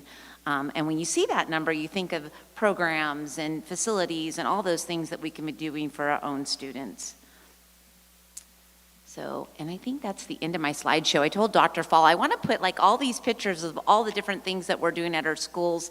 And she says, keep it under 10 minutes, Jolie. And I said, okay, I'll try. But we do have, and I just, one thing that I want to say is I cannot express how much, like when you think about, it's not just the academic piece that Marysville Joint offers to our families. It's how we go above and beyond for our families. Last year alone, when most people were working from home, including our support staff, our staff were here at the school site doing home visits. We literally made over 3,000 home visits, went into the homes to get kids connected so they could use their Chromebooks. We invited students on campus that were having trouble engaging. They did Halloween parties. They had drive-through, all kinds of stuff. And so that was throughout our district that we did. And so I just want to applaud our staff in our district. We go way above and beyond for our students because we really love them and we care about them. And so I just want to be able to work with our families to kind of find out, why is it that you want to leave our district? Because we want you to stay. And so if you have any questions for me, I'd love to answer any. I just have one quick one, Julie. Yes. The $7.6 million, I think it was, you had up there, was that a net or a gross? Is it before taxes and after taxes? Is that what you're talking about? I'm thinking Yeah. before expenses and after expenses. No, that's gross. It is, we didn't take out what it would cost to educate those students and with teachers and what it would take, because we do, if those kids stay here, we have to make sure we have the capacity to house them, and we would have to hire more teachers and all of that. So that's a good question. I have a question. Yes. So for next year, are you saying we're only going to deny kindergartners leaving our district, or what are you? So that's what we're looking at for next year, because we're kind of starting slow. We obviously are working so hard to improve everything that we're doing educationally. But yes, we are looking at the kindergartners. Surprisingly, like even right now, we have students that are requesting to leave this year. And so my conversation to them is why? Why is it? Is there a school within our district that we have space that you can attend? Is it an after-school program? You need daycare? We have that. And so just being able to have those conversations with people, certainly if they're very passionate about being at the school and there's a good reason, we're going to release them. But yes, we're looking at next year, especially our TK kindergartners, new students.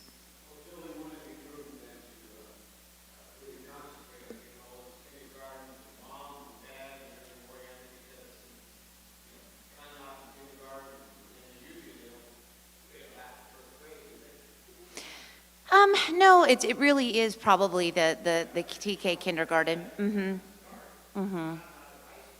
Well, it starts too because at our BOGA, they're on the borderline of Plumas, out that way, Edgewater, the students are military. So we have schools that have a lot that kind of leave. Cedar Lane is a neighborhood school. A lot of them stay at Cedar Lane.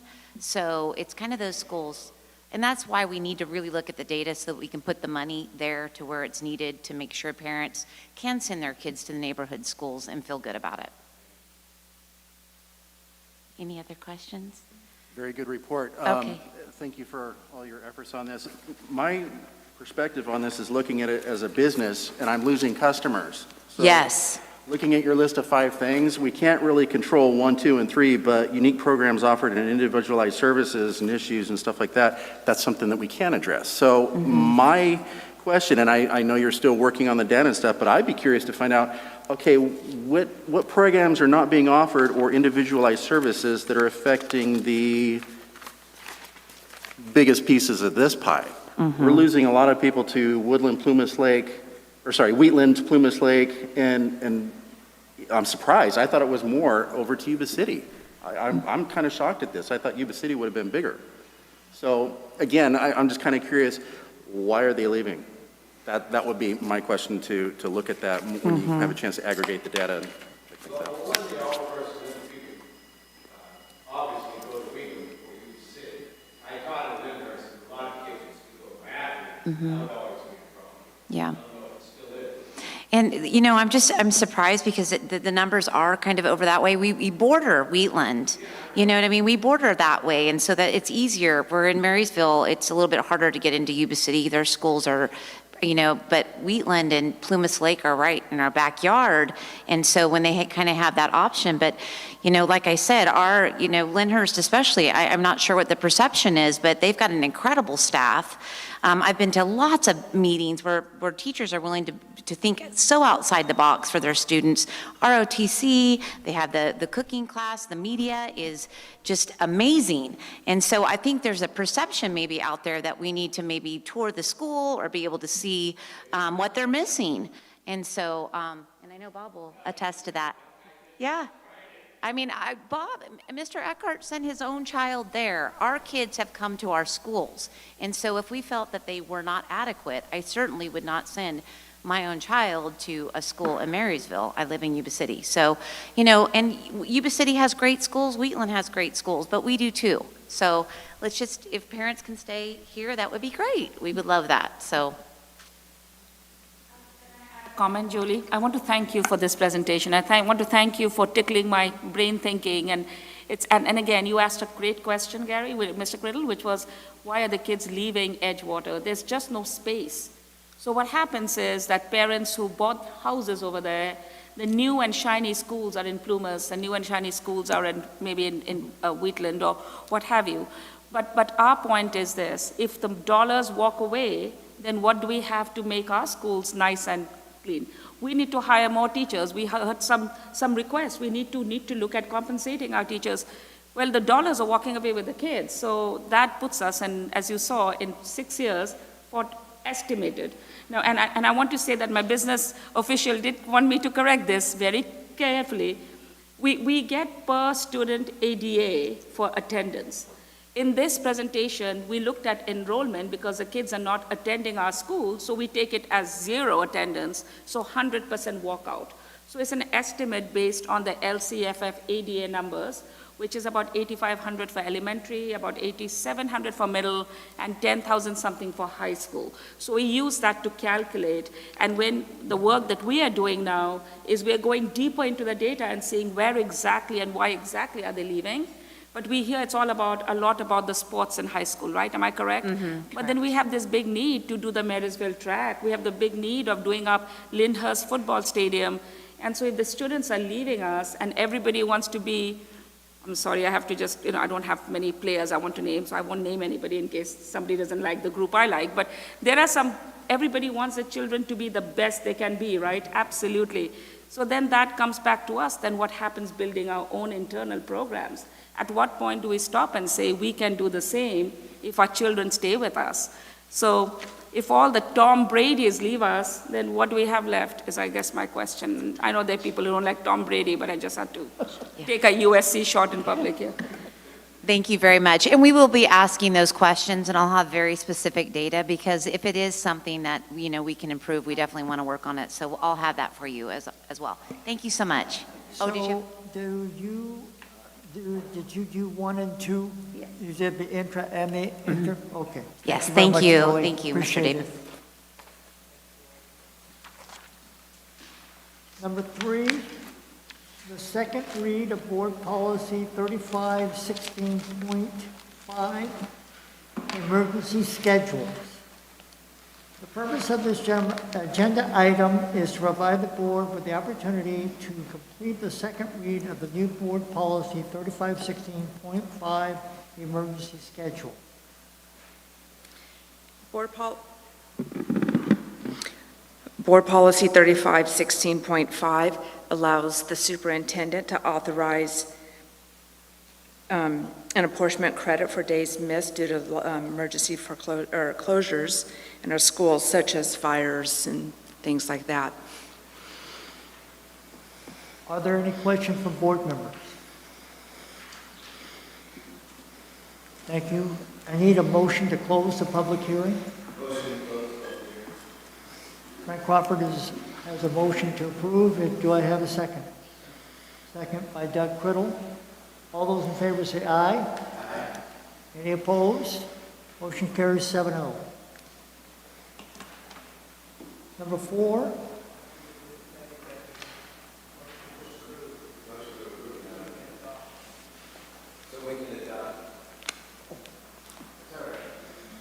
Thank you. Okay, we have a motion and a second to adopt this policy. All those in favor say aye. You haven't made a motion? Oh, we had a motion to close. Oh, you made the motion? Yeah, I will make a motion now. Okay. I can't hear you, so it's like... No, I'm sorry. Okay. Okay. Motion to approve. Okay.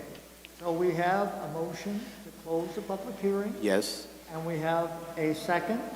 Yes. And we already voted on that. We already voted on that. So now we have a motion to approve and adopt. And adopt. Approve and adopt. Approve and adopt BP 3516.5. That's correct, sir. So we have a motion to approve. Do I hear a second? Second. By Gary Criddle. All those in favor say aye. Aye.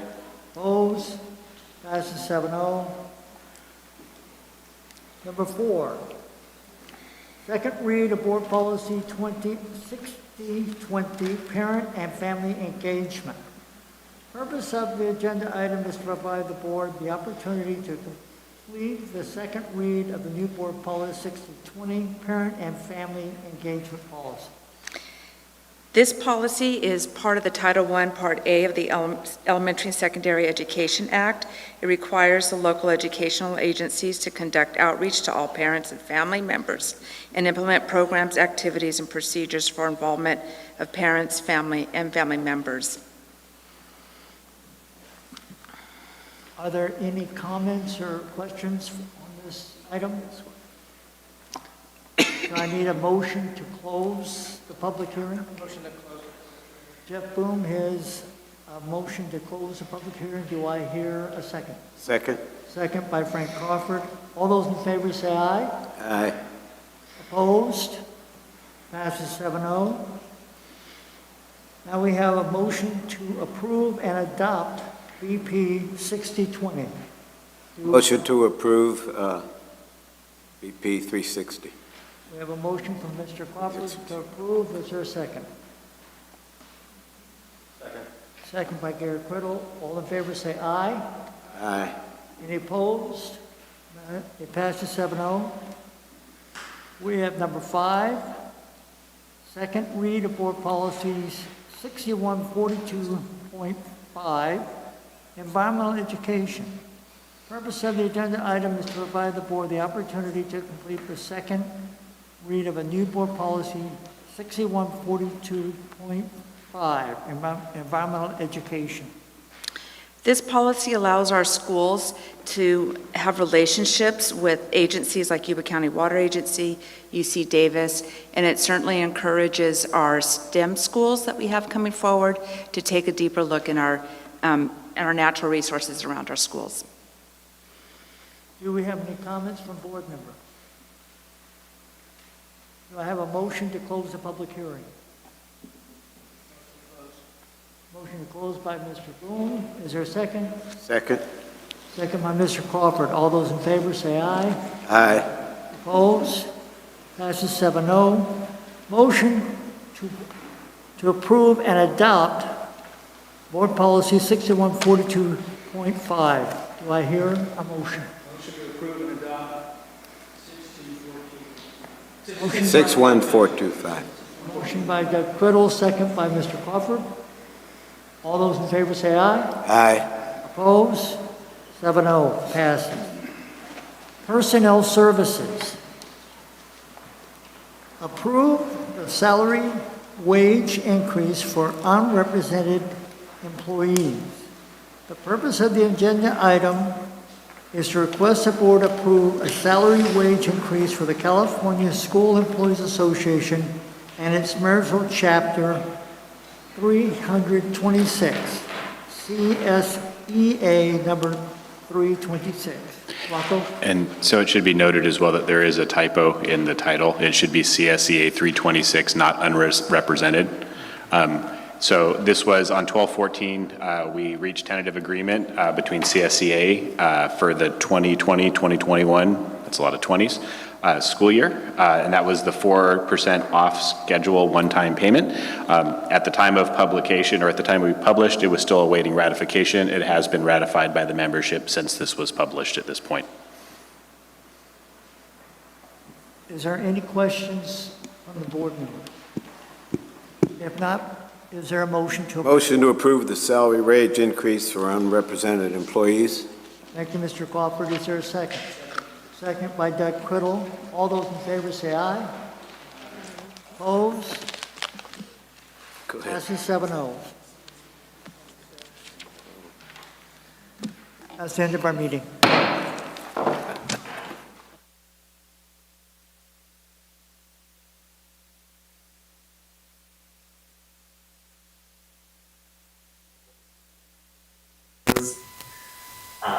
And one particular point of interest is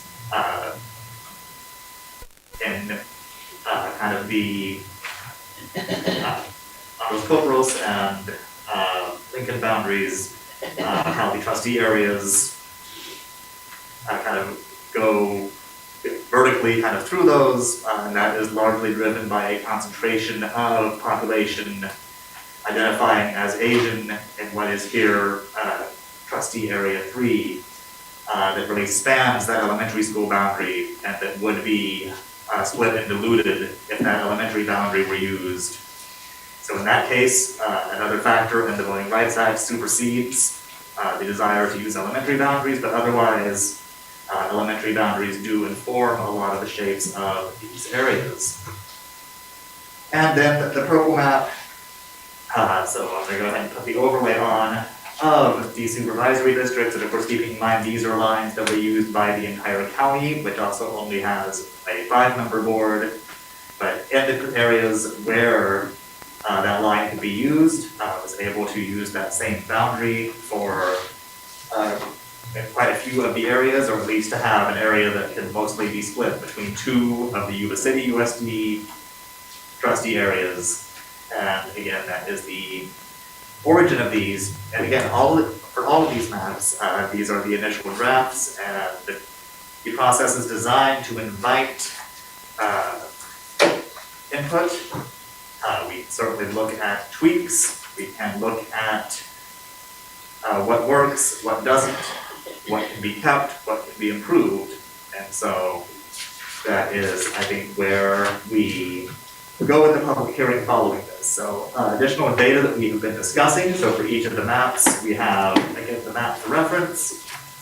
We do have in the white boxes across the top, we're just looking at the totals throughout the district. Question real quick. Yeah, of course. We go back to back to where you did the supervisor boundary? Yeah. Is that the old one or is that the new approved one? That is the old one. At the time that this was developed, I think there were literally 12 options that were up on their website for new ones they were looking. Right, but now that they have picked one, can you redo this one with the current ones now? Because they have selected one now. Okay, yeah. So I would make a note of. And they look rather different than this one.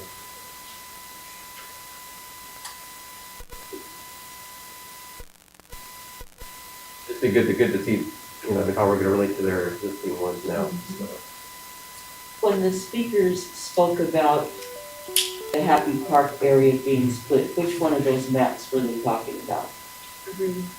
Pardon? Everyone. All of them do. All of them do? Pretty much. Is it the same with Regency? They split right down the middle, right? Because we use Stabler as a boundary. Yeah. Yeah, no, and again, it's great getting that input so that, I believe this is the first that I've heard, Regency and Happy Parks mentioned, and so certainly can, with the knowledge of those communities, bring that in and look at how existing maps might be modified to maintain other legal requirements while filling, perhaps doing a better job for those communities. Well, I think so that there would be, Rob will need clarification because when I heard splitting of the park, you're looking at where Happy Park is on some of these maps, and then the park itself isn't split, but it's like what's considered splitting a community. You know, and so when you look at up the northern area as well, where Regency Park is located, you know, what are we defining as the splitting of the park? It can be very hard to keep that community together. Happy Park, I mean, it's a very large area and there's a large concentration. But I mean, we could let him play with that. It's Happy Park area. If you go to Google Map page, I think it's a little bit easier to Yeah, let's see bring that. that up with, okay. Can I have questions. Shelley? Yeah, I have a couple of questions. First of all, I would like for Rob to explain the significance of the variance because Blue A has a 2.2 variance, Blue B has a 8 point something. It seems like that's a pretty large shift. And then I don't know exactly where the parks that we're discussing happen to be on any of these maps. So is there any way somebody can, like, I don't know, put a highlighter on that or? On the green one, Yeah, that's Happy right where Park's the over two here, rivers come together. the other one's up here. Almost on the one to the yellow purple line. Okay, you guys are so far away, I can't see what you're doing. So, That's because you're in Hawaii. right. Happy Park is here, so this is the Happy Park area, It really and is. Regency Park is right up here. That was not very helpful, but thank you. So, let me give you some context. So, Shelley, if you're looking at the map, Happy Park is just north of the road. So if you're looking at the map, Trustee Area 6, there's a little bit of a green corner cut out of there, and that would be right where Happy Park is located. Okay. Okay, and then up at the top in Trustee Area 1, north of, trying to get my bearings, so you'll see Butte Vista Elementary, and then you'll see Pease Road. Regency Park is located right in between the Pease Road and Butte Vista Elementary Just School. south of Pease Road. Correct. Road identified on that map? I don't see it. I know it doesn't have it on here. Yeah, I don't know where it is. So tell me, north of Butte Vista School, or where is it? North of Butte Vista School, And south of Pease Road. If you go all the way to the end of Stabler, you know where the roundabout is? Yeah. Is it on there? That's You just it, zoom in. that's Regency Have Park. her zoom in, you can see it on the iPad. I'm zooming in and I don't see it. It's right here. It's basically where that roundabout is on Stabler. That. It says Park West. But that's Regency Well, Park. yeah, but that's. And then if you That's where the go park itself is, communities around it. Yeah. right here, there's. I saw that one, I just didn't see Regency Park. And then just to go back and address another question, which is a good one, as a reminder when we talk about the population variance. The way that is measured is we take that perfect average, which I will, I seem to have lost my remote privileges here. But one of the earlier slides, we just showed the total population and all the breakdowns, but one of the things we have there is what the ideal average size of each trustee area would be. And if we look at the population of each of these areas, and we do the percent difference. And so you look at your biggest area and your smallest area. So say if your biggest area is 5% larger than the average and your smallest area is 5% smaller, that would be a 10% total variance, which is just the distance from your lowest negative to your highest positive. Kind of like standard deviation. A little bit, yeah, not even quite as complicated as that. I mean, you're really just looking at your biggest and your smallest. Thank you. You have to be within, you can't have more than 10% total variance. So when we look at the blue map, that was at 2.2%, and I can get you the exact numbers on each map, and I'll add that to the summary that can go up with any additional options. But that would be, just say hypothetically, your largest area was 1.2% above the average, your smallest area was 1% below, that would give you that 2.2% total variance. So anything that's less than 10 is valid. But if you're looking for more balance, then you want a smaller variance number. Go ahead, Jasmine. Right. No, go ahead. I was just gonna say, pointing back to, the comments that we heard today, when you take a look closer, and I'm looking at, blue option A, specifically the Happy Park region, because I'm more familiar with that than Regency Park. That little cutout that's out of there is significantly east of you. And it's not just that particular area, it's that whole area. Yeah, it's obviously. Yeah, and so I do think that is a valid concern that was brought up. I personally can't speak to the northern region, so I mean, if anybody else can. Well, that's where Doreen and I both live, and Mary.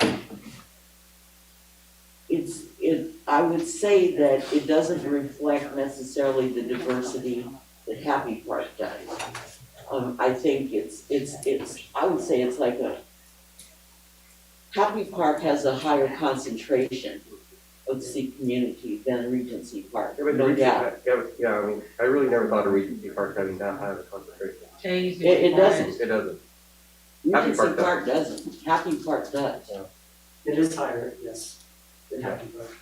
Yeah, well, what I'm saying is, it's really not a comparison. Happy Park is, anybody that lives here knows that Happy Park has a very high concentration of East Indian community and culture. And it would have us wonder, because this redistricting and voting rights is supposed to give representation to the more diverse communities. It's doing anything but that with the Happy Park region by splitting it. And that's why it's incredibly important to hear from the communities. Would that be correct? Yeah, during the process, so that we can amend that and reflect that in an updated map option. Well, the concern that I have is, how did you do it in the first place? I mean, because, like I said, members of this community, Jasmine and the rest of us, know that the Happy Park area has the highest concentration probably in the city around Happy Park. So I can't say the same about the African American community because it's 2%. But Happy Park's a little different. So I think that he drew the maps, and so now the opportunity is for the redrawing of maps based upon your direction and the community input. So I think one of the questions I would have is, if you drew area 6 and you moved it out to George Washington to Bow Grove, does that capture, I don't know what that would do with all of the other demographics that we have to look at, but is that what we're talking about in terms of the Happy Park area? That would be $5 now. Well, look, in this community, there's areas of interest, there's factors of trust. So I think the question truly becomes, what standard did you use and not understand that it was splitting a significant community? In this case, I'm actually going to move up to, so in this case, we are talking about, let's keep in mind the blue area on blue map A, trustee area 4, and then we're looking at, I think the corner we're talking about is between trustee areas 6 and 7 with Happy Park. Yes. So if we move to the data on blue map A, In this case, I think the community we were discussing on census returns would be classified as Asian. And so trustee area 4, again, so district-wide, 20.8% Asian. Area 4, with the highest concentration, 44.9%. And then area 6 and 7, both just slightly higher than the average. I was seeing further north of that, really in the blue area, is where there was, in some of the earlier presentations, I had some of those census maps. In the interest of concentrating on the new map options, don't have them available here tonight, but you can see the density map that showed the darker areas in the district for various census race and ethnicity categories. And the concentration of Asian population was really along, kind of running on a north-south axis through what's trustee area 4 on this map.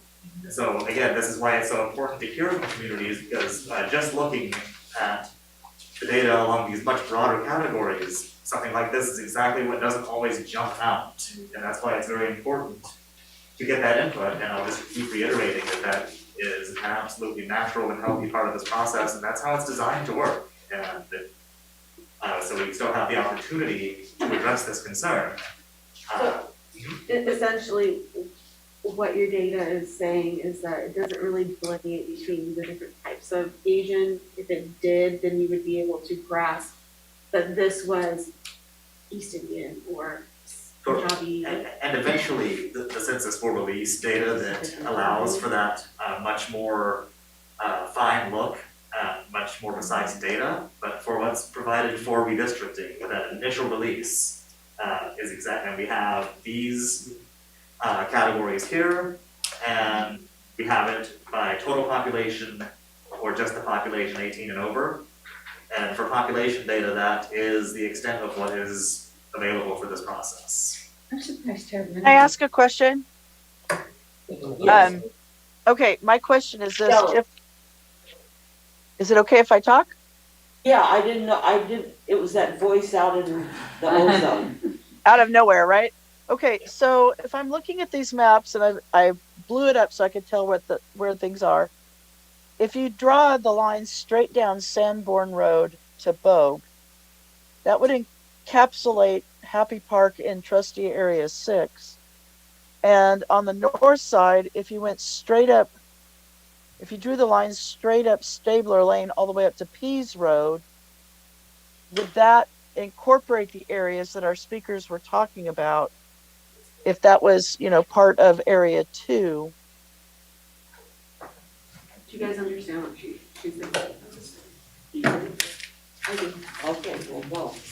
So what Shelley is saying is the comments and concerns that were brought up, and I'm sorry for the person that's on Zoom, but what she's saying is this is Sanborn, if we were to just draw a line down and over to encapsulate Happy Park into Trustee Area 6, and then draw this line straight up To Pease Road. is to Pease Road, which is right here, which I don't think that's okay, but it's just right here, and over. I think that's what she's saying. Your population variation would be too much.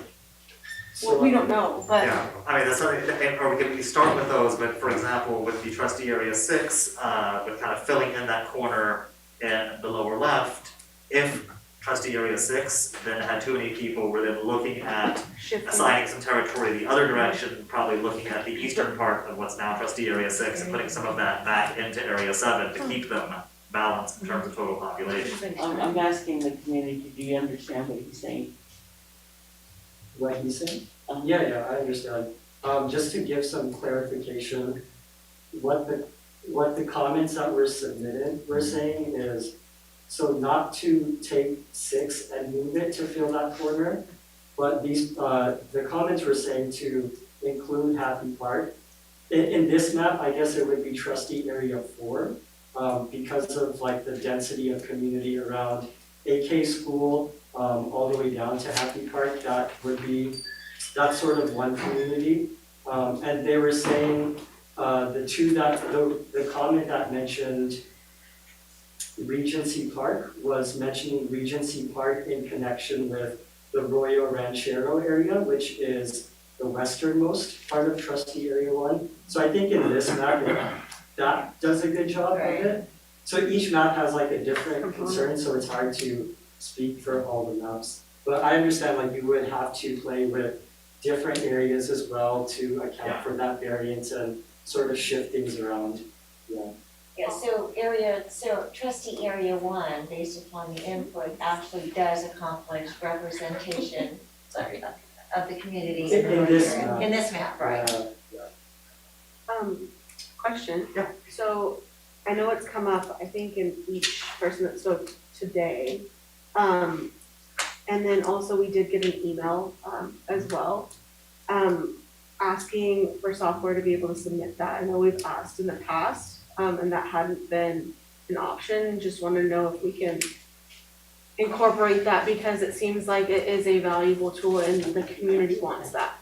So what can we do for that? I've been thinking about that, and so I can provide the files that I use, which I get a little technical here. I'm using Esri's ArcGIS software, and I can provide the files that there are free web versions where I believe people can load in those files just to be able to see all of the census blocks that would have the population in total, and then for each race and ethnicity category, and then be able to kind of select groups of those together to total up what those populations are. But I don't have something as sophisticated as kind of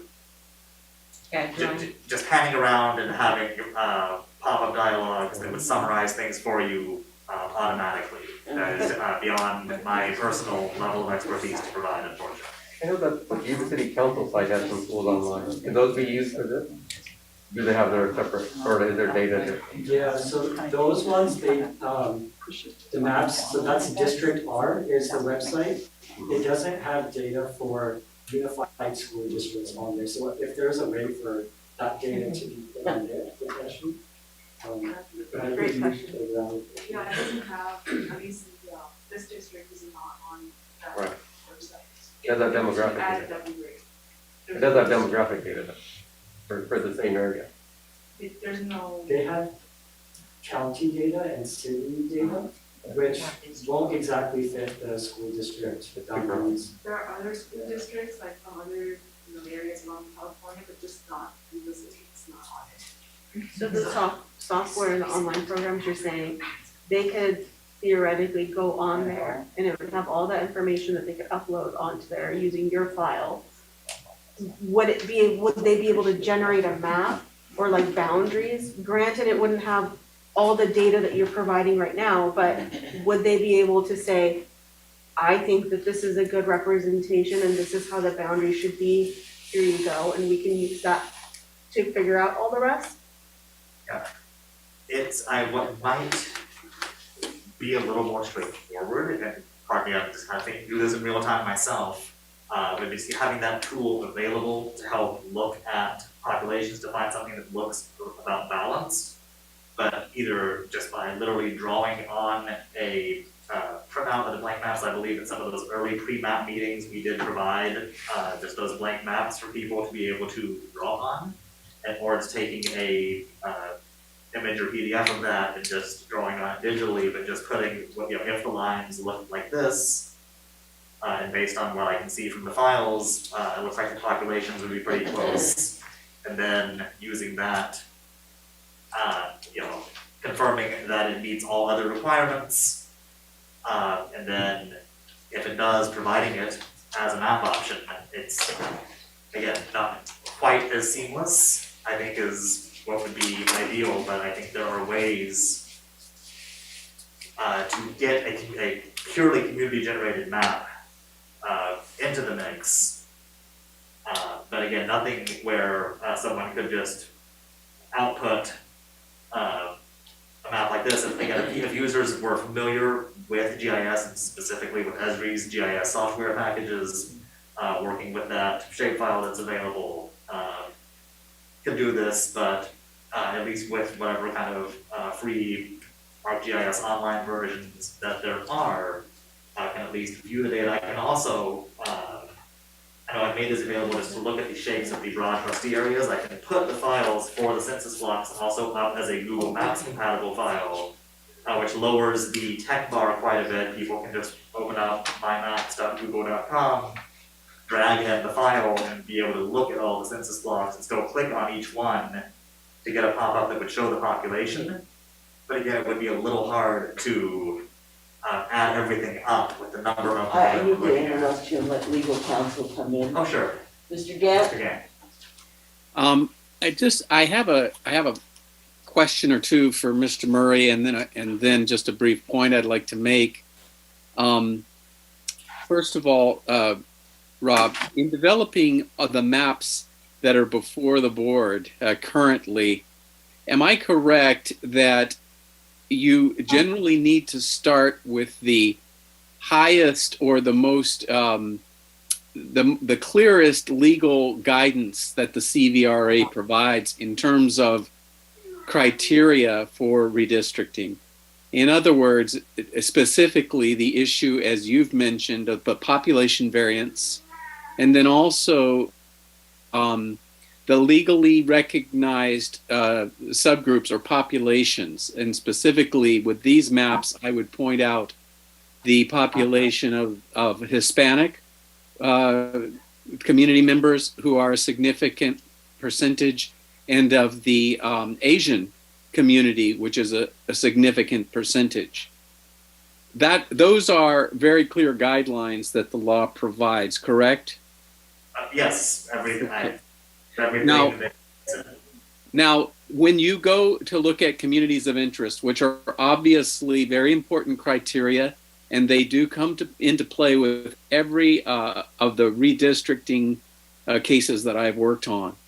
But when you look at that, and as you begin to move some of those census blocks in your maps in order to take account of those community of interest, do you run the risk, first of all, of violating the population variance issue? Yes, as we were just discussing, taking this map as an example, any adjustments that you make, whatever trustee area is taking on extra territory, it can very quickly get too large, and then you have to start making counterbalancing adjustments somewhere else. Right, and I can see where using the software that you use, those are relatively easy problems to solve.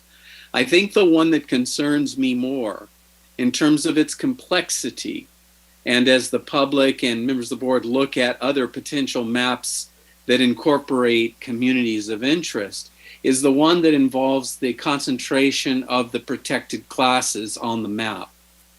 Focusing in on that, my concern would be that if you make a move on some of these communities or neighborhoods of interest, is there going to be a risk of creating downward pressure on those numbers where we have maximized the voting strength of, for example, the Hispanic population or the Asian population in a particular trustee area? Are you going to run the risk of dilution? And how do you, I think it'd be very helpful maybe for the public and the board to hear it, how you go about addressing that concern.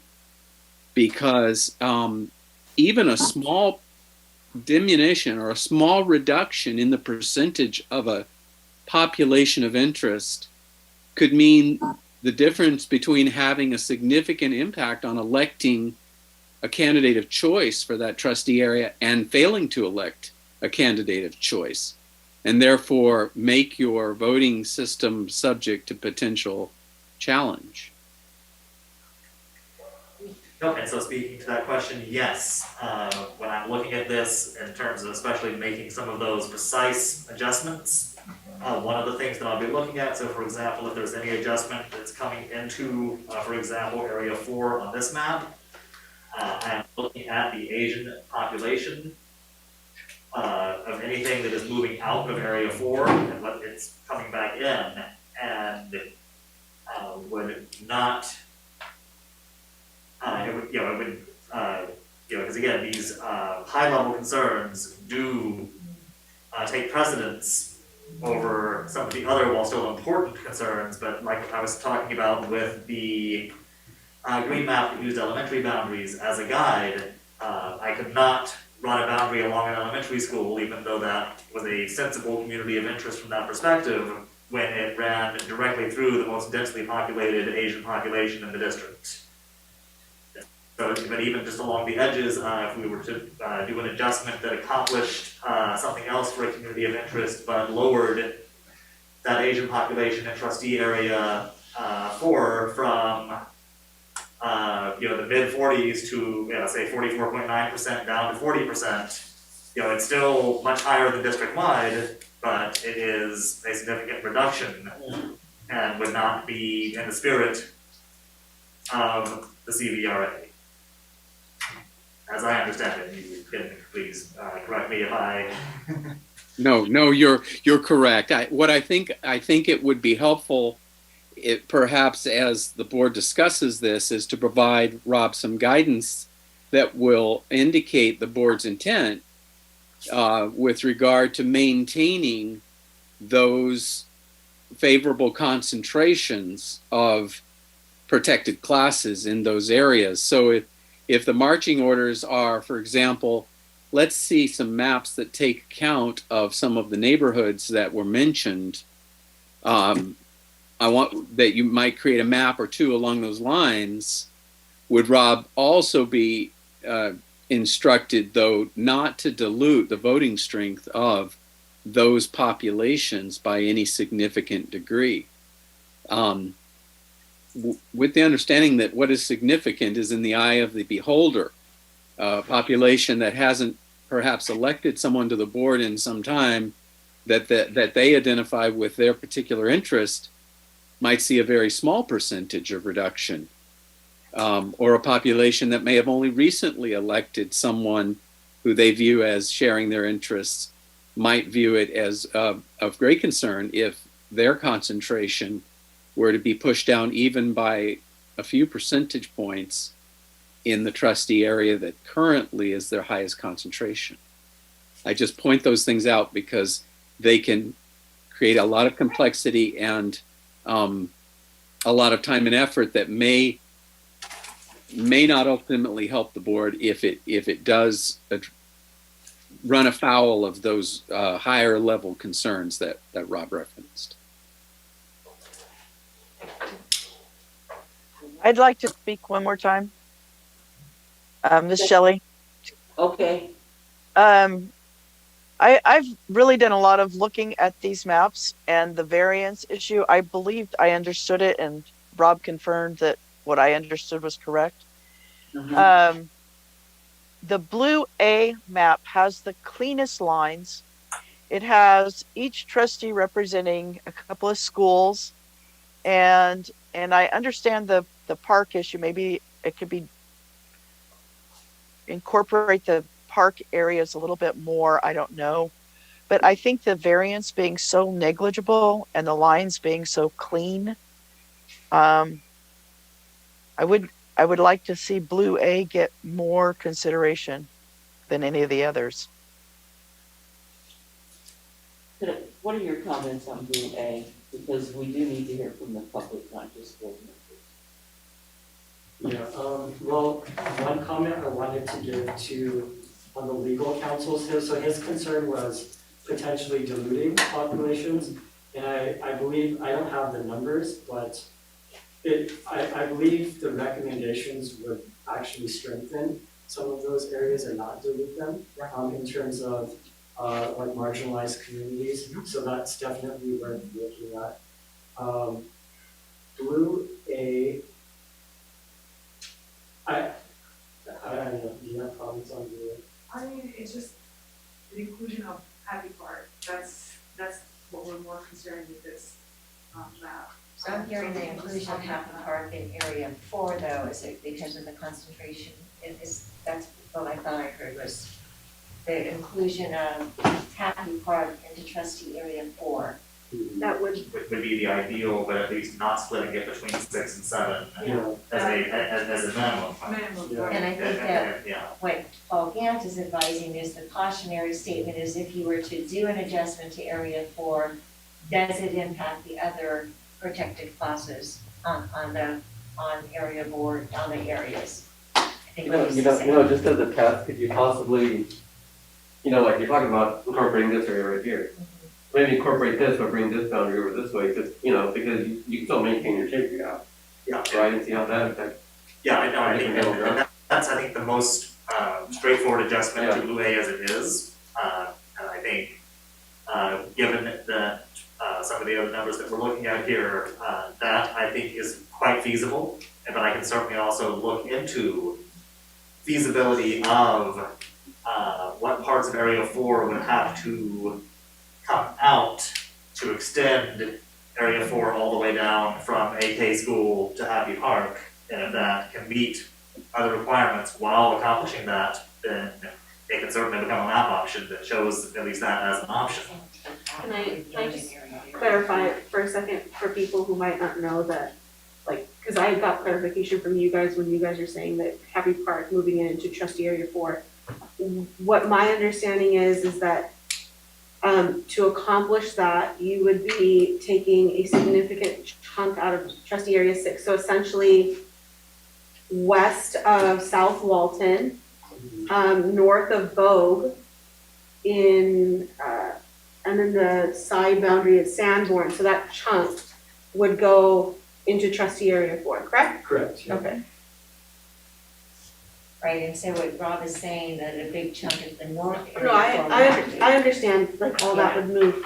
I don't know if it's feasible or not. Yeah, and you won't be able to know until you don't draw Yeah. the piece. But I do agree, I think, at the bare minimum, sorry, Mary. No, you're fine. Go ahead, finish. At the bare minimum, I personally do feel like that chunk that's in Trustee Area 7 should be moved into 6, if this is the map that we are strongly considering or whatever.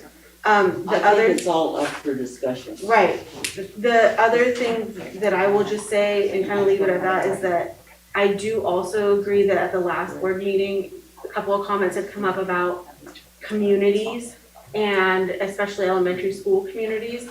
I really like the fact that when you look at the schools or the different trustee areas, they have multiple schools in them.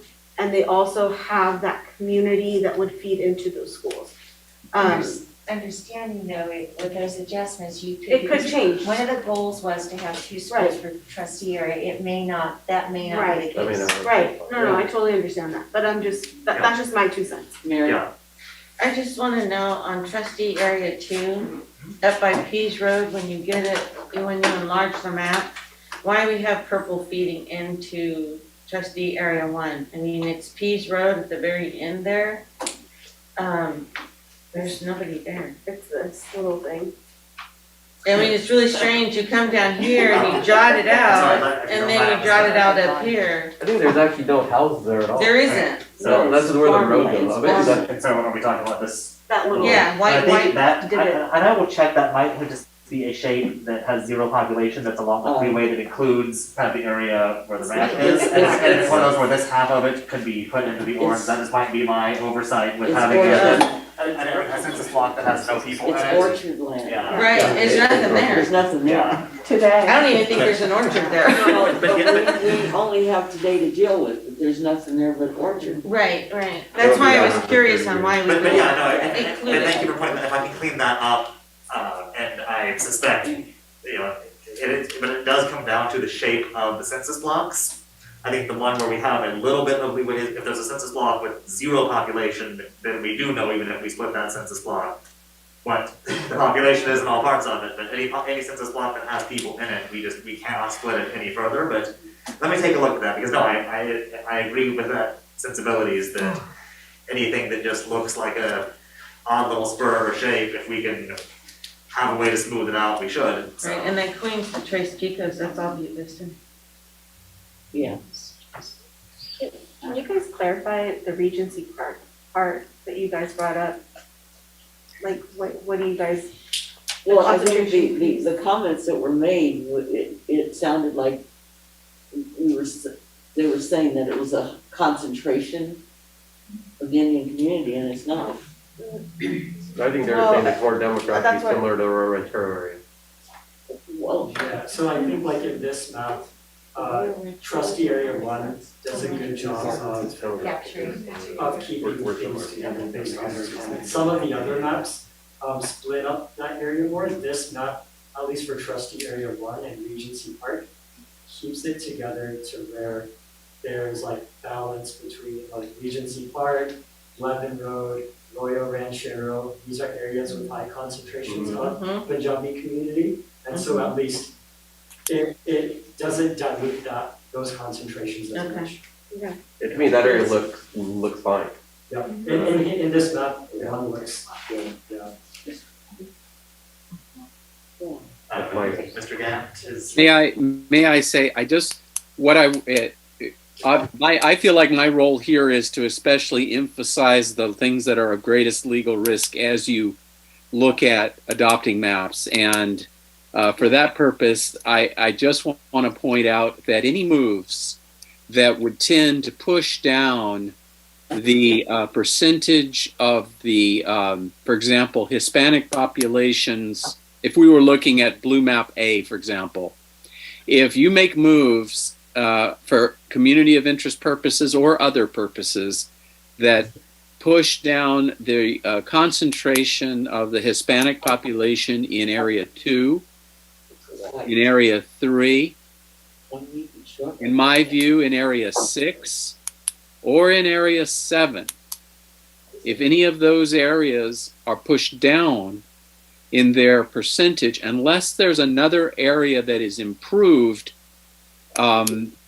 comparison for the Hispanic population, I think we are going to be in risky territory. I just would point that out. With regard to the population of interest, the ethnicity of interest or race of interest of the Asian category, I would look at, in particular, obviously, Area 4. Anything that would push that percentage down at all, really, in my mind, would run great risk of running afoul of the law, because it is an area which the Asian population has been given a concentration that is significantly higher than in all the other areas. But I would also look with concern at Area 6 and Area 1, because we're getting very close to 25% concentrations there. So I don't say I eliminate the possibility those percentages could move a little bit, but those would be areas that I would have a concern with. But I don't think Area 5 would move at all.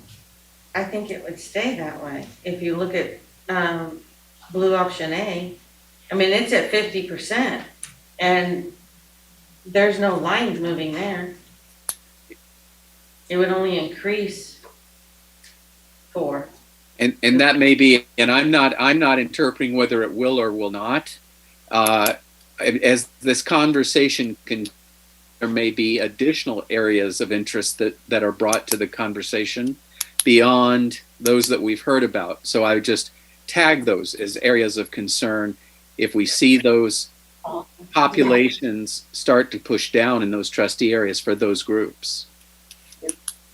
Would you be able to draft something? How long would that process take for you to generate numbers? So if we can see if the issues that Paul is bringing up, if they're like actually apply, or whether it's like it doesn't apply. Yeah, based on everything that we've discussed tonight, and particularly if the focus is on producing variations from Blue Map A, and looking at kind of a first option of just adjusting between Area 6 and 7, and then an additional option to the greatest extent possible extends Area 4 to include Happy Park and has more substantial rearranging. Early next week could have information, not just have the full, fully produced maps with data tables that can be posted, and I know we do have a full schedule. You're not nearly under the crunch as much as we need accurate information. So as far as a rush to get this done next week and run the risk of not addressing all the questions, no. Yeah, but in terms of what I'm comfortable committing to, and that's really just looking at, I guess what would become blue maps C and D, doing the first one and then the other of those two things. And it sounds like with blue map A, we have an option that keeps the Regency Park community satisfied based on what I've heard tonight. So we're really just looking at Abbey Park as a community of interest that feels it is not represented as well as it could be on the map. So I think that keeping the focus to that extent and producing those two. I'm going to ask you to be very careful in your comments. We've heard from one group. Okay, that we need to look at that as alternates, you know, as different variations. But be careful in assuming that everybody that lives in that area is going to address that. You can't do that, not in this community. I'm glad you showed up, I really am, and maybe it'll encourage other groups to come into the room. But we are a very diverse community, and we're very protective of everybody getting a fair representation. And we've heard from one group, we haven't heard from Hispanics. We have not. And we have not heard from the Anglo community. So you can address, to me, and board, correct me if you don't agree, you can address the issues that were brought up here today, but be very careful in making that the only issues that you address. Because we're gonna get slammed. No, I agree. We're gonna get Especially slammed, one and I'm just stating a fact. And I do appreciate that recommendation. But if I have direction to address those, absolutely. Yeah, that certainly does not limit that being, but that I believe with the conversation tonight, those are the specific issues that have been brought up that I can address. If there are others, I'm happy to also address them too. It's really limited to the extent that I'm given information and guidance that, again, ultimately my job is to provide you, the board, with the options that you can consider that reflect everything that we're hearing from the community and balancing all of those as much as we can, but ultimately then having you select the map that you think, for whatever reason you believe that to be the case, does the best job. The reason why I'd asked about when do you feel comfortable or how quickly can you get another alternate that addresses some of the concerns is because we literally have one more public hearing before we make a selection. Right, you have one more meeting and the calendar has you bringing it to vote at the second meeting in February because it does need to go to the county committee for review.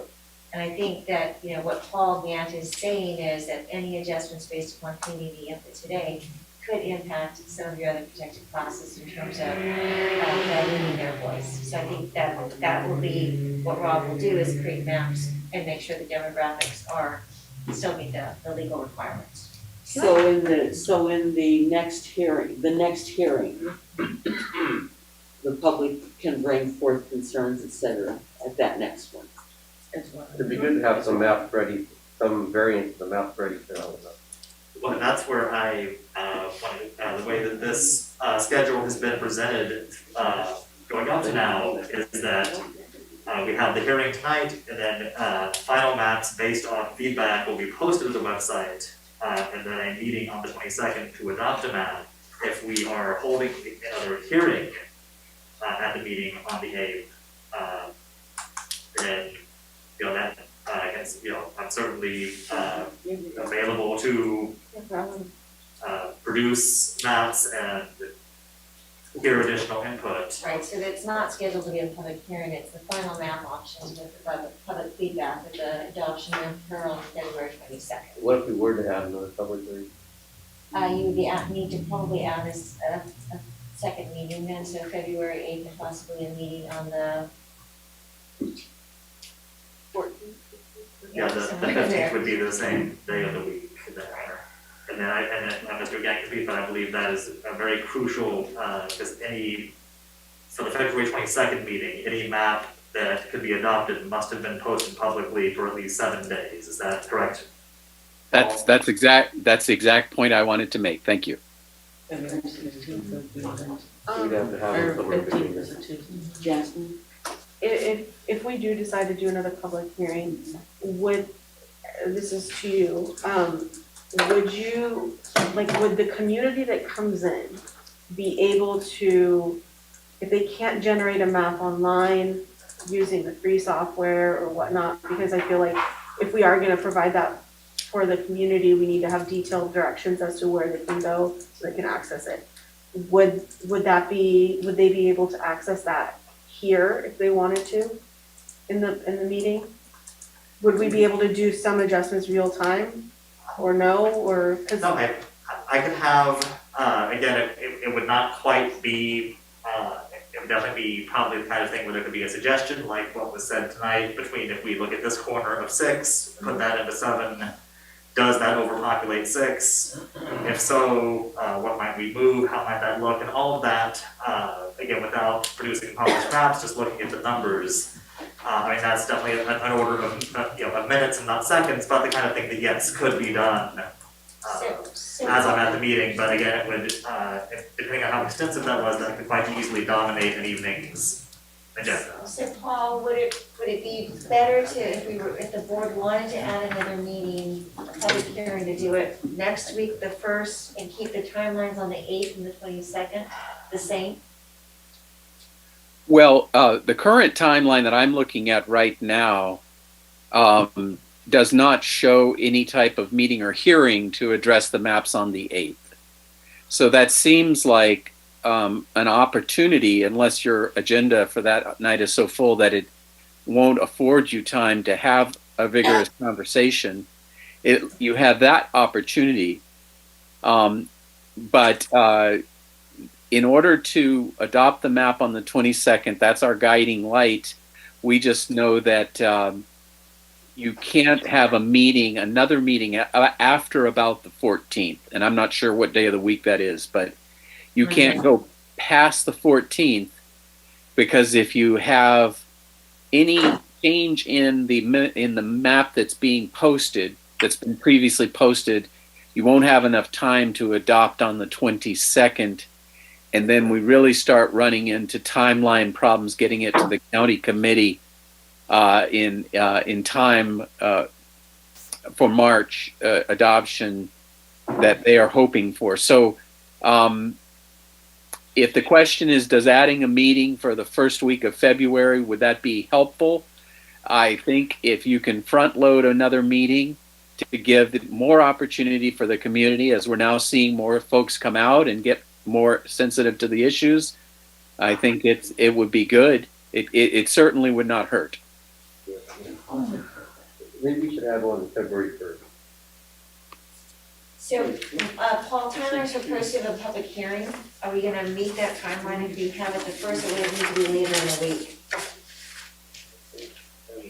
Looking at the timelines. Other than having to first of all, you're only required to have, in terms of formal public hearings, you're only required to have 2 formal public hearings on the draft maps.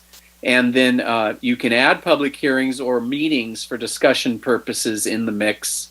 And the notice for the public hearings is really a minimum. Those additional ones or extra ones would be 72 hours or even 24 for a special meeting. The only proviso being that when you get to the point where you've got that final map, the one that the board really feels strongly about going forward and wants to adopt, if it hasn't been published previously, then you got to have it published for 7 full days before you adopt it. That's really the critical issue for posting. Thank you. So yes, we'll to do it next week if we're going to have another meeting. Not the 1st. Exactly. I just feel like for Rob, you also need to know that we might need a faster turnaround if we get input from the community that might suggest an additional map, which is, we can do, that it's gonna, might require them to have a faster turnaround than a week. I tend to think that members of the, we've advertised, we've done invites, we've done all of that. And sometimes you don't realize what's at stake until you see stuff like this. And so I'm gonna reach out to certain communities and because we need input from everybody and the board has tried. It just hasn't happened. But for whatever reason, we've got to get this as near to perfect as possible. Has nothing to do with who's up to vote. That's not what this is about. It's about doing what represents this community best. I've been in civil rights for a long time, 52 years, and I'm telling you, you have one chance to get it right. It's the way it is. And so this is a highly diverse community. We'd certainly like to hear from more people, including the Punjabi Sikh community, of course. And then at some point, board, we have to say, okay, enough is enough. We've given everybody an opportunity to come and speak. They haven't come, or for whatever reason, we can't be a part of that. But at some point, this board is gonna have to say, we've got to run with what we've got. And so if Jasmine's right, the closer we can have to have maps that people can look at and comment on. So certainly the map options that I believe we've discussed 2 additional options based on specific feedback that we've heard tonight. And we'll certainly have those ready as soon as I can, but by early next week, and particularly then if we are holding another meeting, which I've heard some dates from now, but haven't heard anything definitive. I heard no to the February 1st. That would be the pleasure of the board if we were to have the meeting next week. So did we say that we're actually not having anything on the February 8th agenda right now? Well, there would be the final amounts going forward, so this allows you one more meeting, which for the 8th. Before the 8th. Right. Because what Paul is saying, that there needs to, getting February 14th is we won't meet our timelines to try to get it to the county committee. We can't meet on the 15th. You're saying to do it sooner than later. The 3rd, 4th, we've traditionally had special board meetings on Thursdays. Thursday would be the 3rd. I'm gone. You guys can. Shelley won't be here for the meeting. But she'll come in soon. Let's, Shelley, what's your schedule on that week? I could probably make Thursday. I won't be back in Yuba City until the 13th of February. no. I know, right? But Shelley, are you able to participate via Zoom? Yeah, I can zoom in. No problem. Just tell me when and where. Maybe that Thursday would be it. So Rob, does that give you enough time, February, if we were to have a special meeting on February 3rd to get some maps from it? Oh, yes, so again, what I'm hearing tonight is those, what will be. If you, I'd like you to exchange, so if there's additional input, they're able to get that input to you. So if you have a card or something, please, exchange what you can. Yeah, no, happy to do that. I think certainly the 2 maps for which I think I've received definitive direction will certainly be available before February 3rd. And then at that point, yes, I agree. Any additional input that we have then will certainly work between the 3rd as quickly as possible to produce anything else that comes up from any additional discussion. And if you guys are okay with it and you're able to, I'd really like to be able to have the software. So if there is something that needs to be, I mean, granted, it's not gonna be perfect, you're still gonna have to tweak it, but if you can. You can have the software available here. Yeah. Yeah, I know, and again, it's, it won't be instantaneous answers, because we can certainly answer some of these things that come up if we're, this time I'll have to look into it, not right here and now, but just for example, just making this one change, keep these viable, or does it mean another change has to be made somewhere else if we do this? So those are the kinds of things that, yes, we'd be able to answer within a minute or two every time we look at something. Yeah, I'd also like the board to think about schools in each of these areas. That was an important issue. So when you have considerations or what have you, look at the schools that are in there and see how you feel about that as well. And then if there's some issues that come up about the schools and the feeder schools, you need to get that information to the district office so that they can, I just don't want you having 4 and 5 and 7 phone calls from us, if we can all feed it to you, and then does that make sense? Greg, do you have anything? Listening.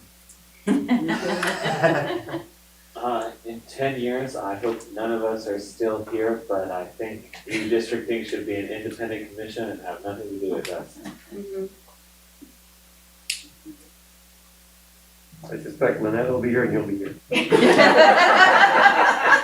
In 2 years, I'll be in my mid-80s, I don't think so. Okay. Are there any other, to the good of the order, are there any other questions or concerns that need to be addressed on the public hearing? Yeah, just a quick question. So if community members want to give specific input on maps before you submit the next draft, when should they do that? How should they do that? So just additional input that might be kind of simultaneously tracked with what I'm working on right now. I would say anything that can come in by end of the day Friday would be helpful to kind of sync up with things that will then be presented on February 3rd. All right. If there's nothing else, public hearing is closed. Thank you so much, and thank you so much. Thank you.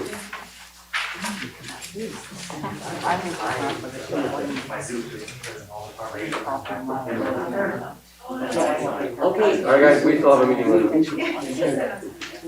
Jasmine, you have 2 people that want. Yeah. We have 2 speakers for items. We have 2, right?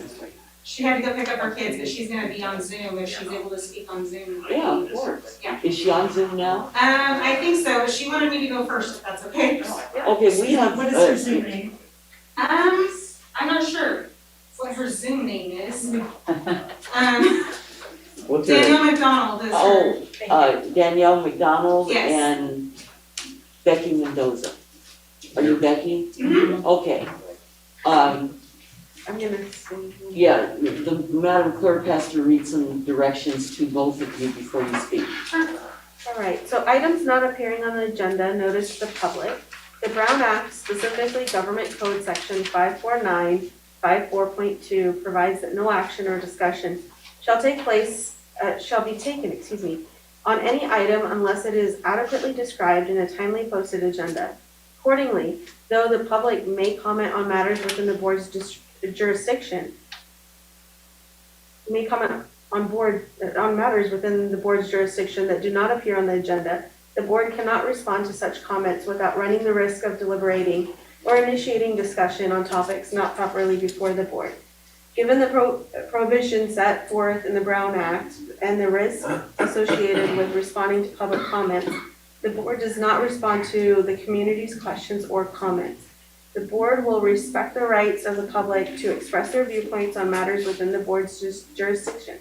However, comments that are defamatory or that violate the privacy rights of any students or individuals may not be protected by law. The board shall not permit any disturbance or willful interruption of board meetings. Thank you. Ms. Mendoza, welcome. Thanks for being patient. Of course. So, as I said, my name's Becky Mendoza. At the last meeting, some comments were made by the board in response to my comments about the COVID vaccine resolution. it was stated that I'm in the minority in how I feel, and that there are hundreds that disagree with me. So my thought in my mind was, what do they disagree with me about? That would say that the majority of our community wants an experimental drug to be forced on every single kid and school district employee. I don't know that that's the case. I know it's very nerve-wracking to get up here in front of you guys and talk to you, and it takes time to show up and do these things. But I am up here representing a group called California Families Against Mandates, and we are a group of over 3,000. We formed shortly after Newsom's press release in October and wrote a letter that more than 2,000 people signed. So I'm going to read a little bit of that so you guys know where we're coming from and know who we are. Is that a community here? Yes, yes, ma'am. It's statewide. It is statewide, but the core of it is here in the Yuba-Sutter area. Thank you. So we're parents, grandparents, aunts, uncles, nurses, teachers, and so many others. We are both vaccinated and unvaccinated. We're registered with different political parties. We represent a vast diversity in our local community. We all have one thing in common. We're standing together against mandatory COVID-19 vaccines for our children. The issues at hand in this unprecedented time have united us across party lines, faiths, and economic status. They're bigger than oneself. We're being told that as parents, we no longer have the power to make life-altering decisions regarding our children.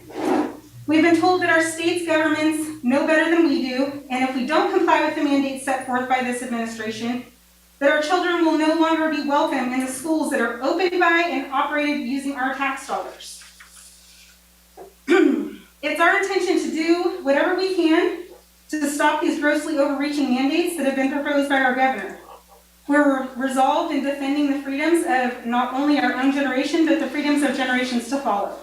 Collectively, we intend to stand united in protecting our children as well as our own God-given rights.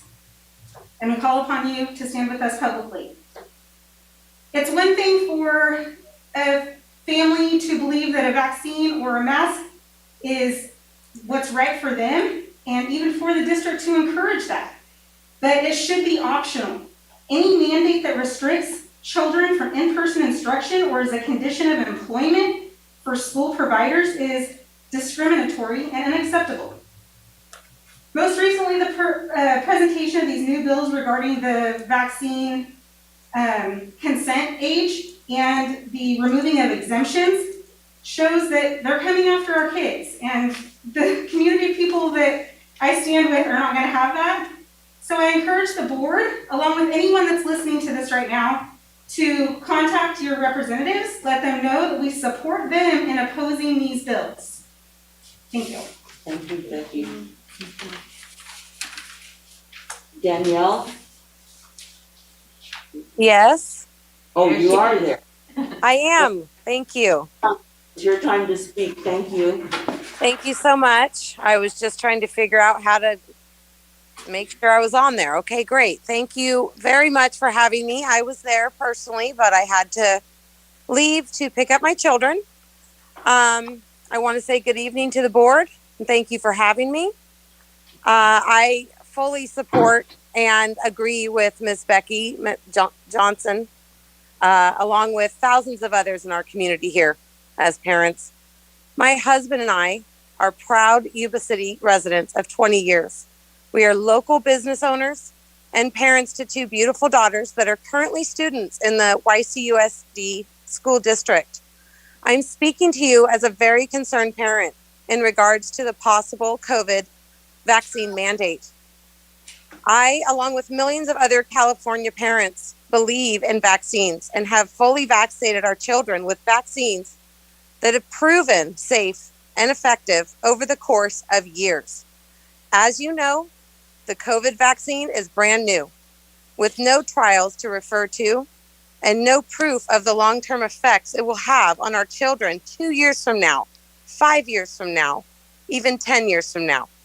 To mandate such a brand new vaccine would not only be irresponsible, it would be dangerous and a complete disaster for the school system and our children in their education and even their mental state. I have personally spoken with hundreds of parents in the past 6 months in our community.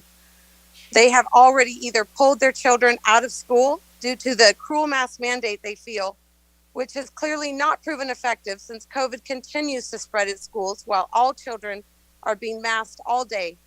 For most children, it's only a mild cold, or they experience no symptoms at all. Or, like myself, who will pull our children out of school if forced to give our children a brand new vaccine that we literally know nothing about. Trust me when I say this will happen. It is also important to bring to the board's attention that just recently, the CDC has reported that prior infection offers better protection than the COVID vaccination. Many truths are trickling in. My family and I have seen that proven at our home. We are not vaccinated with COVID-19 vaccine and have had COVID 13 months ago for the first time, and then we got it again 4 weeks ago. Just like millions of others, the first time was a terrible flu. The second time was a mild cold. Our bodies are naturally fighting this virus. I know many vaccinated people in our community whom have had a much scarier case of COVID, where they were supposed to have been protected from this virus compared to unvaccinated. This is all still a mystery to us. I hope and pray that you will continue to fight for our children and for their parents' right to choose what is best for their children when it comes to the COVID vaccine mandate. If this mandate passes, schools will lose millions of students. Then where will we be? I pray we never find out. I pray that you will continue to fight hard against this awful bill that they are trying to pass in regards to this dire situation.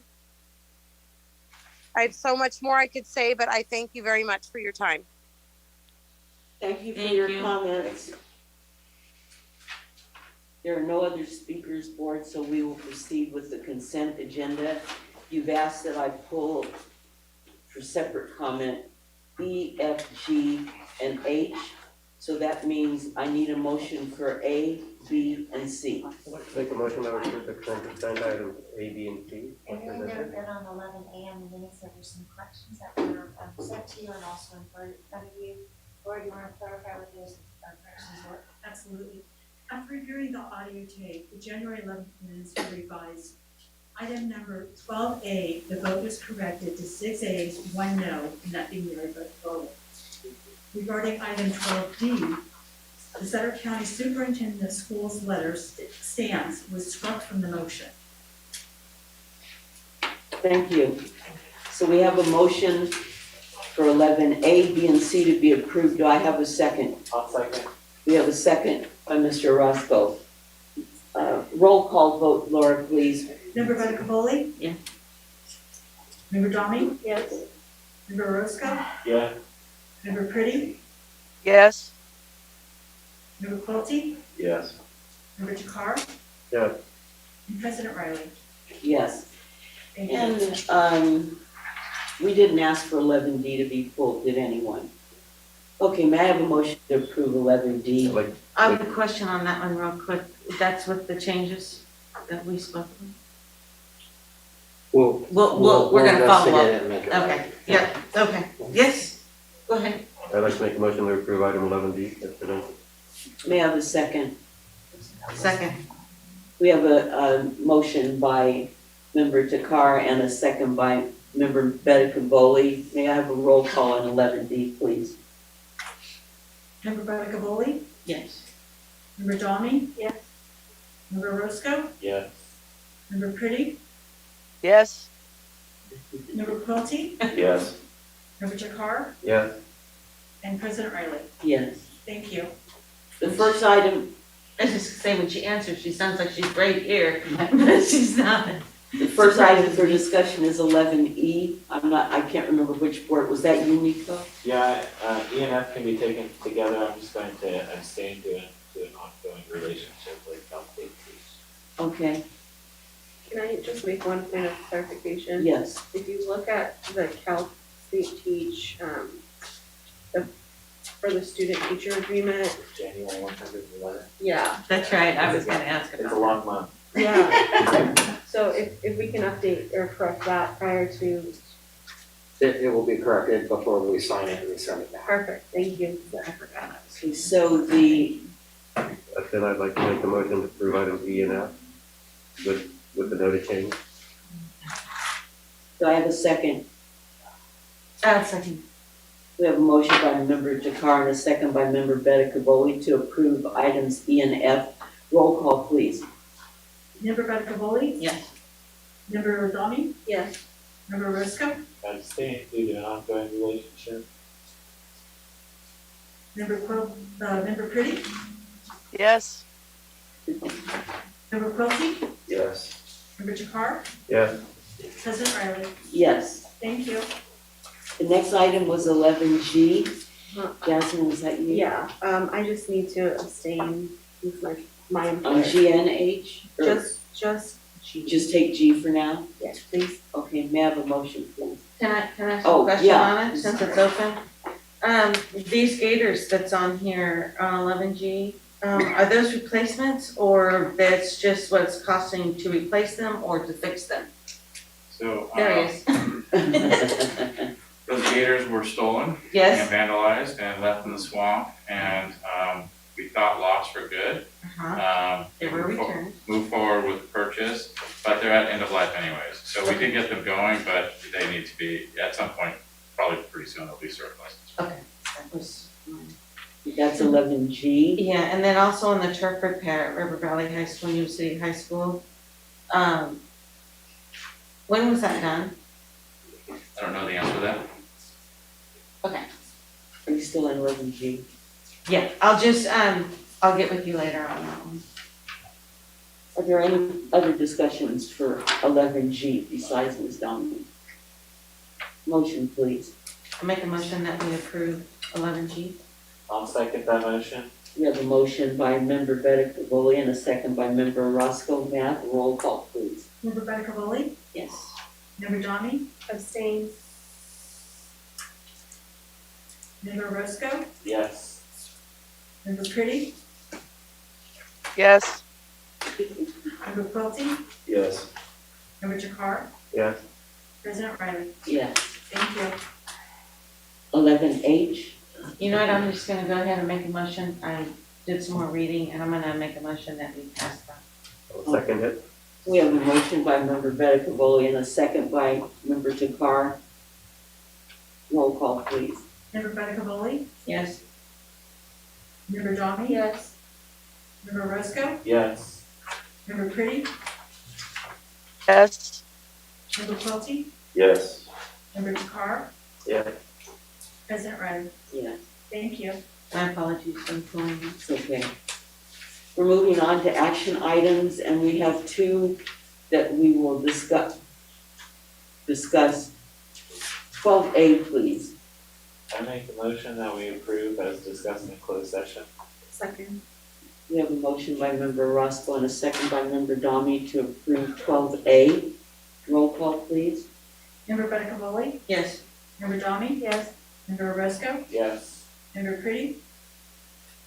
Yes. Member Quilty? Yes. Member Jakar? Yeah. And President Riley? Yes. Thank you. 12B. So, we were gonna have a report from our auditors, but the school district, is required to have our, financials and other information audited every year. So this is, that audit report. We have, Jen Hall, who's a CPA with Crow, to give a brief summary of the conclusions of that audit. Yes, good evening, everyone. Thanks for having me. Again, a great audit this year, so thank you to Laura and her team and Tricia for all the work that they put into this audit, in addition to all their other tasks that they have to perform outside of the audit. So it's a long process and a lot of documents are requested, so I really want to thank them for everything they did for us. I'll direct your attention to the report on page 78 of the report, which is the auditor report summary. And what that shows is our conclusion. And so you'll see that we did an audit over the financial statement, state compliance, and federal compliance, and in accordance with government auditing standards. And so we issued those 4 opinions, and those 4 were unmodified, which is what you want to see. So if you see qualified, that means that there was some modification, but unmodified is what you want to see. Then the next page is where the findings start. And again, great news, there were no findings. So I have nothing to report there. There are some additional items we need to communicate with you as part of the auditing standards, that what significant estimates are in the financials, which would be LCFF, useful lives of capital assets, your pension and OPEB liabilities, anything like that, where actuarial studies are used. There was one new accounting standard, GASB 84, fiduciary activities. So when you have nothing else to read, there you go.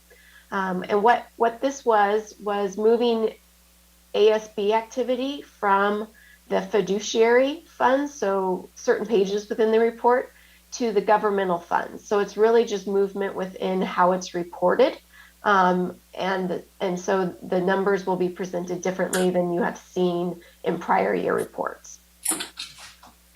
There were no audit adjustments or uncorrected misstatements, which what we mean by that is misstatements not requiring to be recorded. So there was nothing that we recommended to be recorded as an adjustment. And then there were no situations where independence was impaired or any disagreements with management. So overall, a really good audit, having go, remote and in person and all the different types of things that they were facing through the audit process. So any questions? Any questions, board? That's good stuff. It is, they did, no, it was really good. I just had a couple. Sure. I'm trying to get to the page.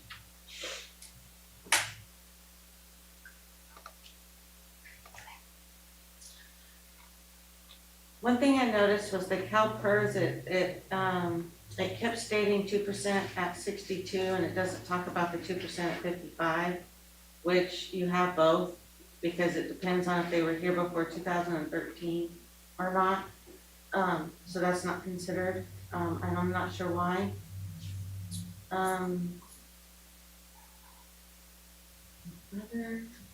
question.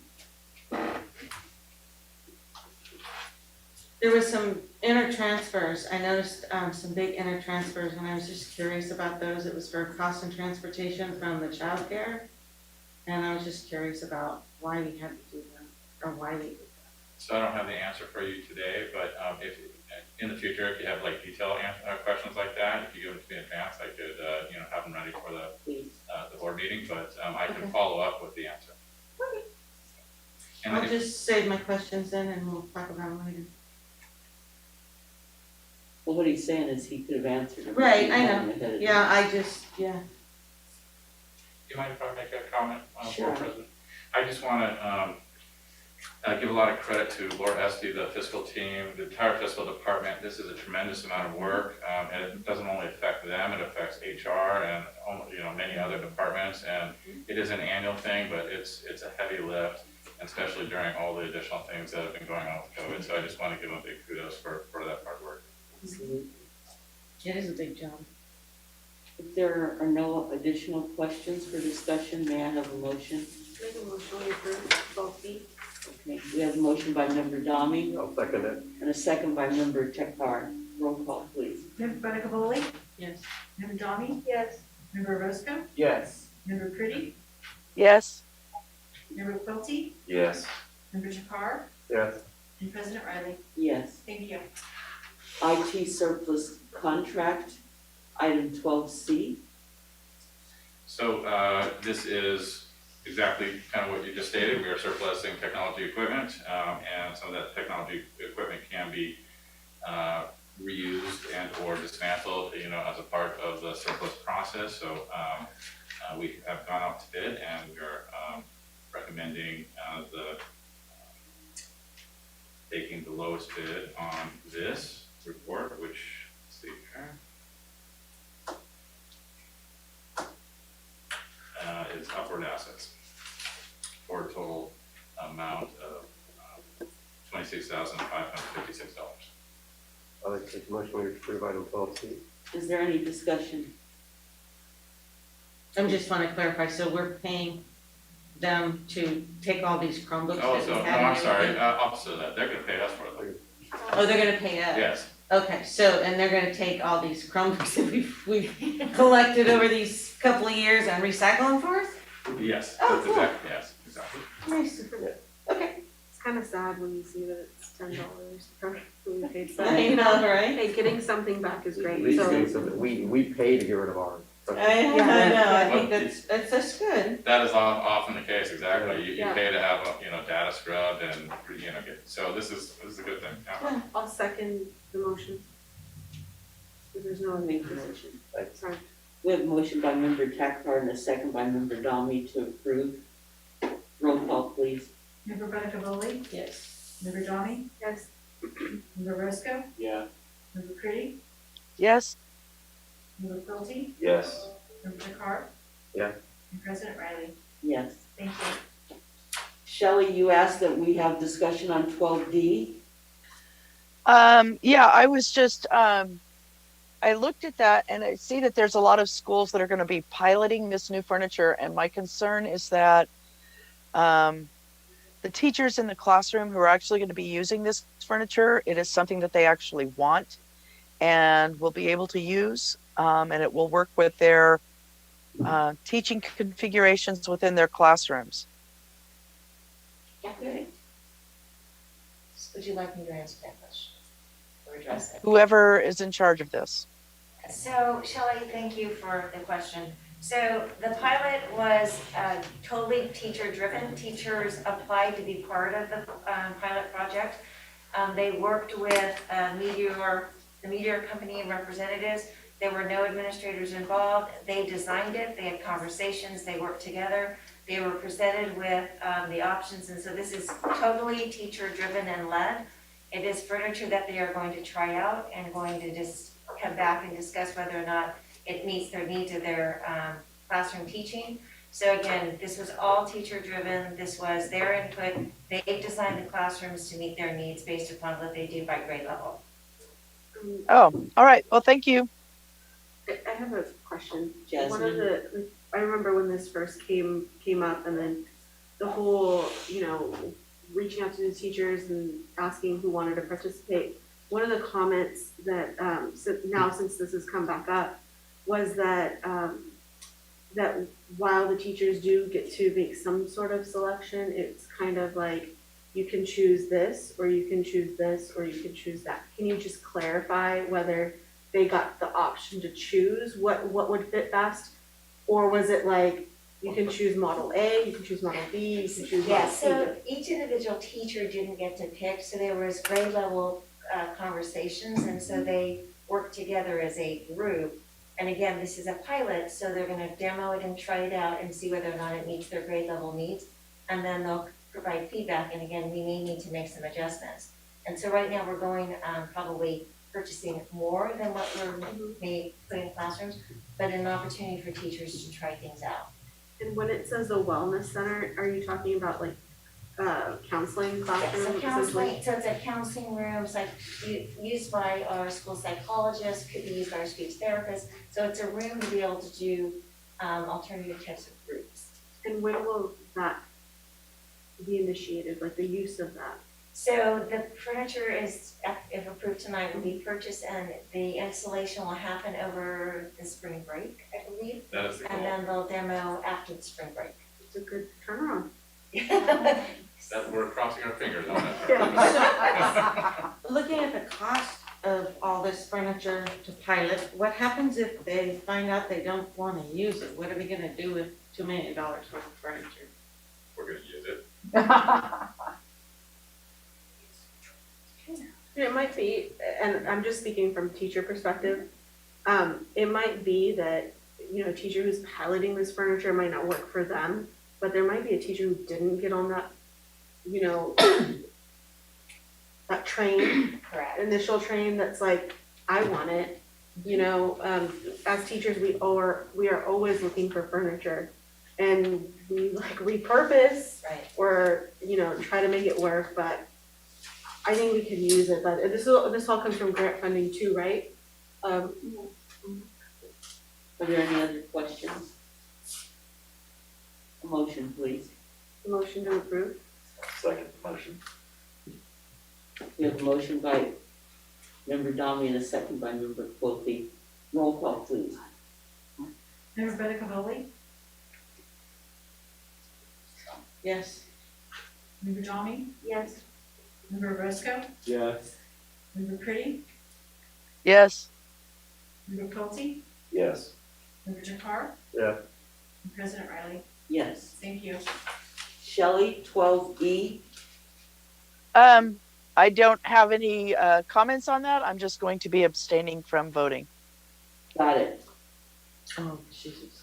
Okay, so I need a motion unless there is discussion on that. I have a question. Yes. With Governor Newsom's, new proposal, I don't know how to word it, but, allowing essentially anyone with a bachelor's degree to be able to go through the credentialing, CTC website, granted they passed the background check. How are we looking at, or how soon will that benefit us potentially if there's a need to tap into that? Because I know the CTC website, I mean, it's great that it's out there, but when you look at the CTC website, it's like they're working on stuff from November, October, November. Yeah.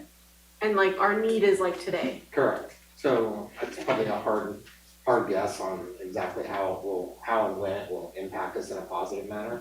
It is still required that they pass a CVEST.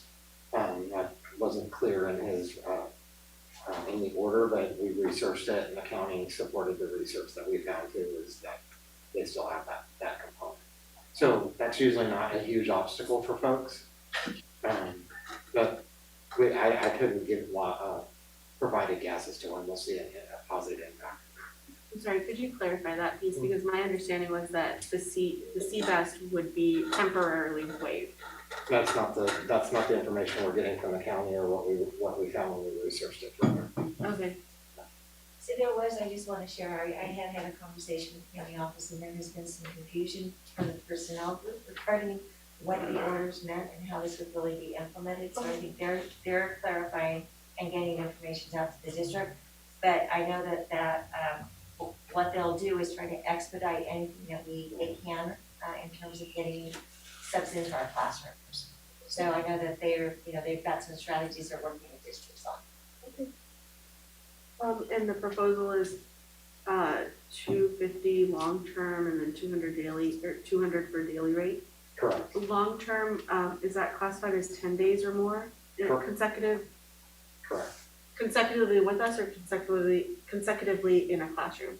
10 days to an assignment. And so once they start, if it reaches that 10-day, we retroactive that $250 amount back to day one. But then they carry on. Most of the time when we have a long-term need, we know the person's going in under and needs to be there long-term because they're usually covering maternity leave or a significant medical issue. I was just under the assumption that it could be like if I'm employed with Yuba City Unified or taking a job with Yuba City Unified for 10 consecutive days, that it would be categorized as long-term pay or no? No. Okay. Thank you for clarifying.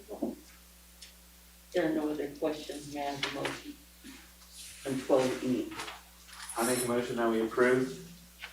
Second, please. I'll second it. Motion by Member Roscoe and a second by Member Jakar to approve 12E. Ms. Broad? Member Betacavoli, Yes. Member Dommy, Yes. Member Roscoe, Yes. Member Pretty, I abstain. thank you. Member Quilty, Yes. Member Jakar, Yes. President Riley, Yes. thank you. 12F, variable term waiver for English learner authorization. So this is a new requirement that we've been working with the county office on, and it is a requirement for staff, certificated staff that are hired without EL authorization. So we did employ at the beginning of the school year 4 teachers that did not have ELA English language authorization.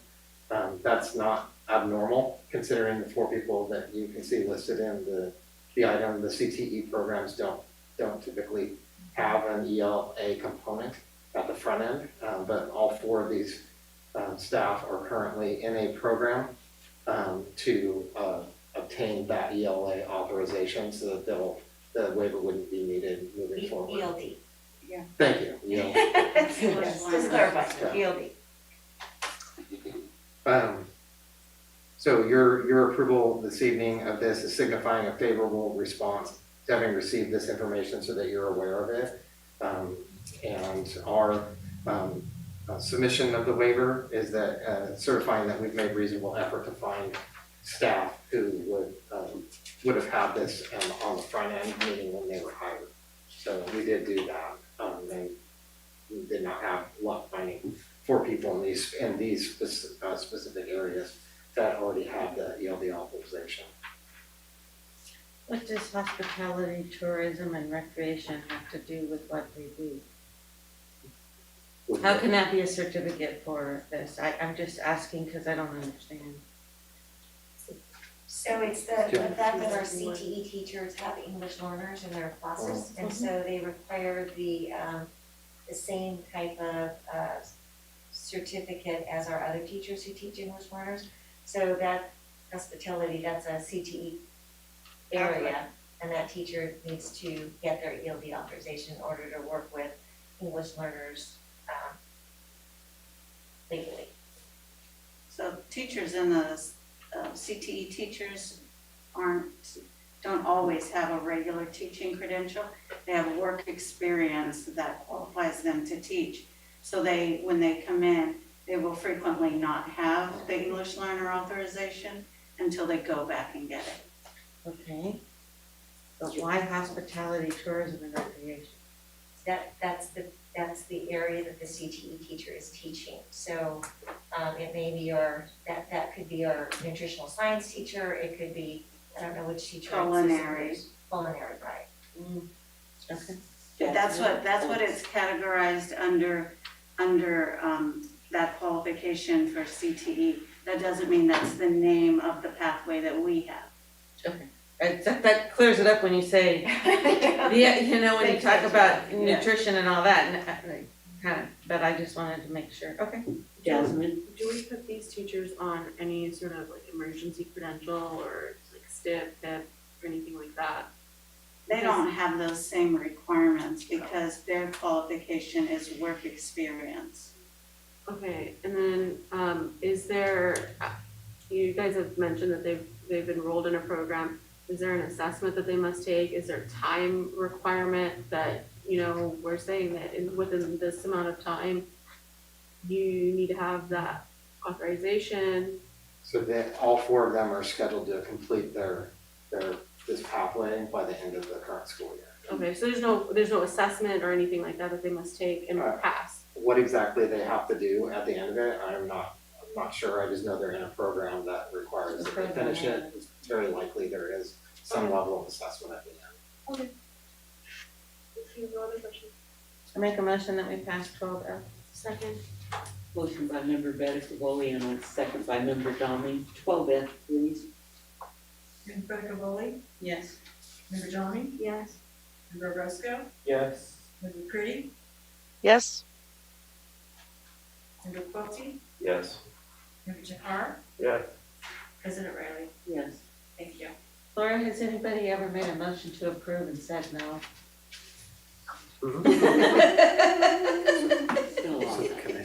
Good, just to move it on. I know, it's just. Item 13, committee reports. Yeah.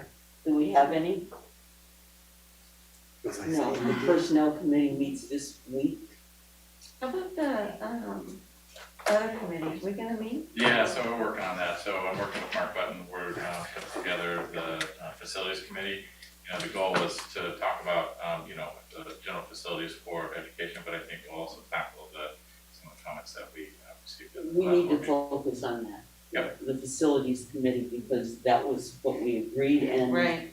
it needs to That's why happen I this asked. week or something because I'm putting it on the agenda in February. February 8th. The February 8th meeting? Well, I'm meeting in February, so I wanted the facilities committee to meet and to be able to have a discussion with the full board. So that is comprised of Mary Betticavoli, Will Roscoe, and Rick Quilty. Yes. So Scott will be working with you to schedule that meeting. 18. With the group that came and talked to everyone about in the meeting? What do you say? No, they're not gonna meet with them, this is the We have to facility. meet I was first. talking about, did we have that meeting? No. It's nothing to do with that. Okay. So since we're having, committee meetings this week or next week at the latest, we should have committee reports at the next meeting. Madam Clerk, do we have any communications from the public? Us? I don't think I'll call anything. You can take Mercedes first. Mercedes, you go first. He always rushes up there. Well, you know, I had to drag her out tonight, so it's solidarity, you know. So, good evening, board. Been close to a little bit after the 9 o'clock hour. Happy 100th day of school. Today marks our 100th day of school, which means that we are on the downslide to summer vacation. Not downslide in education, just counting down those days. So that's pretty exciting to hear that. I know I work in high school, so that's not something that we even advertised, but I have friends in elementary school, so they made sure they let me know that. We are continuing to meet with the district to negotiate for the 2020-21 and the 21-22 school years. And we hope to wrap those up soon with a fair enough little agreement that satisfies all. Our unit members are reaching the level of burnout. They're frustrated that their normal work is not getting done due to the overwhelming bombardment of COVID-related tasks. Everyone is picking up the slack, and this is staff in general. It's getting really close. It's really hard. Everybody's stretched thin. But you know, the classified workers, we're there to get the job done. We show up every day when we can, when we're allowed to. Sometimes, you know, it seems like there's a lot out these days, but then that allows other people to pick up that slack, which leads to more burnout. So, it's tough out there. It's really tough right now, and you know, getting over the hump of 100 days is a good feeling that we're getting close to the end of the school year. But our workers really are looking forward to this break coming up in February to get some rest. Thank you. Good evening, board members and anyone of the public left out there and district staff. Neil Lukens, President of the City Teachers Association. A couple things I want to address tonight. On Monday, the YCTA Executive Board took action to become a sponsor on the YCEF Have a Heart for Kids Walk. So we look forward to that community collaboration that we all engage in to raise funds for our students in need. We also are looking forward to changes in our traditional kindergarten program. The legislation has changed the traditional kindergarten option to be available to all students who have their 4th birthday by September 1st. That is by the year 2025-2026. That seems like a long way off. But it's time to begin planning those enlarged TK program in our schools. It will certainly change the TK program when we begin in August 2025 with a few 3-year-olds in the classroom of a traditional kindergarten classroom. Our teachers will adjust, our students will adjust, and we'll begin to build that new program, and we look forward to that. I also would like to encourage us all to consider looking at the new Community Schools Initiative that was established in a legislative initiative. It's an opportunity to bring a collaborative leadership and integrated student supports, expanded learning opportunities, and increased family and community engagement by really partnering together with our community, our labor groups, and staff and administration to address the needs in high poverty schools and to begin building those key relationships that might better support our students in those schools. I heard exciting stories at CTA's recent state council from schools who are integrating this approach and involving their communities in community-based schools. It's basically just a key partnership where we really do build our capacity. You mentioned tonight that we didn't hear from the Hispanic community. That area 5 really is a rich area for that community. We don't frequently hear from them at these board meetings. this might be an opportunity to build those relationships that better serve the needs of our students at those high poverty schools such as Park, Bridge Street, and King Avenue School. So I'm going to begin to start looking at it myself after hearing the exciting stories of others, and I encourage this board to look into that community school initiative. And finally, we're doing it. We're still open. We've still got kids in our classroom. We're still standing. And that's quite an accomplishment at this point. I know we're all working hard. I know we're all exhausted. This is the result of teamwork. And we are all in this together, and we've been doing it together. We may be exhausted, but we're grateful to have those kids in our classroom, because nothing beats having kids in the room with us. So thank you, and have a good night. Thank you, Dina. Comments from board members? Just look at the I agree with what you're saying, Dina and Mercedes. I work at a school site, and I do see that, you know, sometimes it's hard, sometimes we're frazzled, to put it lightly, but, you know, our employees are working very hard to make ends meet, not only on the home side of it, but also when they come to work, they have to be on for our kids. So huge kudos to everyone that comes into work every single day and, you know, puts their best foot forward, to put it lightly. One of the things that I did want to bring up again, I mean, I hate to say this, it's been over a year. I really would like to talk about board priorities and governance. So I'd like that to be on an agenda soon. And then do that, not have anything else. Thank you. No one? Okay. I have. Oh, Shelley. Hi. Hi. Yeah. I agree with Jasmine as far as the board priorities. It seems kind of strange to me that I've been on this board for over a year now, and we still have not met to set priorities as a board. One of my priorities would be to make sure that campuses have enough classrooms for the number of students they house, speaking specifically about River Valley. If facilities is going to meet anytime soon, I'm sure, or at least I hope, that more classrooms is on the agenda for the facilities committee to talk about, because it's pretty shaky over there. They have had as many as 11 teachers without a classroom this year. So I'd like to have that come to fruition, perhaps. We do have them on order. There is a shortage of portables right now, and so those have been on order since, I'm looking at someone I'm trying to remember. Yeah. Right. So, right. But I believe there's only 4 of them on order, and I think they need like 8 or 12. So perhaps re-looking at that. Is that a suggestion, Shelley? Shelley, is that a suggestion? Well, I'd like to see more than 4 portables come in for River Valley.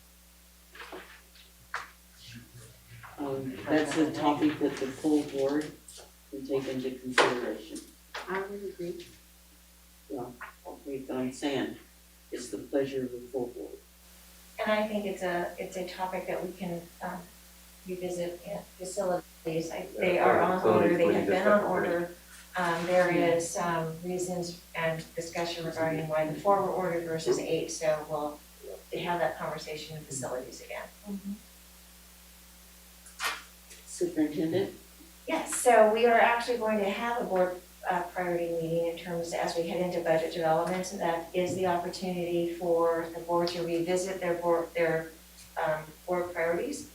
And so I've been working with Scott to determine the sweet spot for that. We got through the audit, and so that'll be scheduled in February. It's a short month, it might need to be first part of March, but we do need to do that as we head into budget development, sorry. One guides the other. Correct.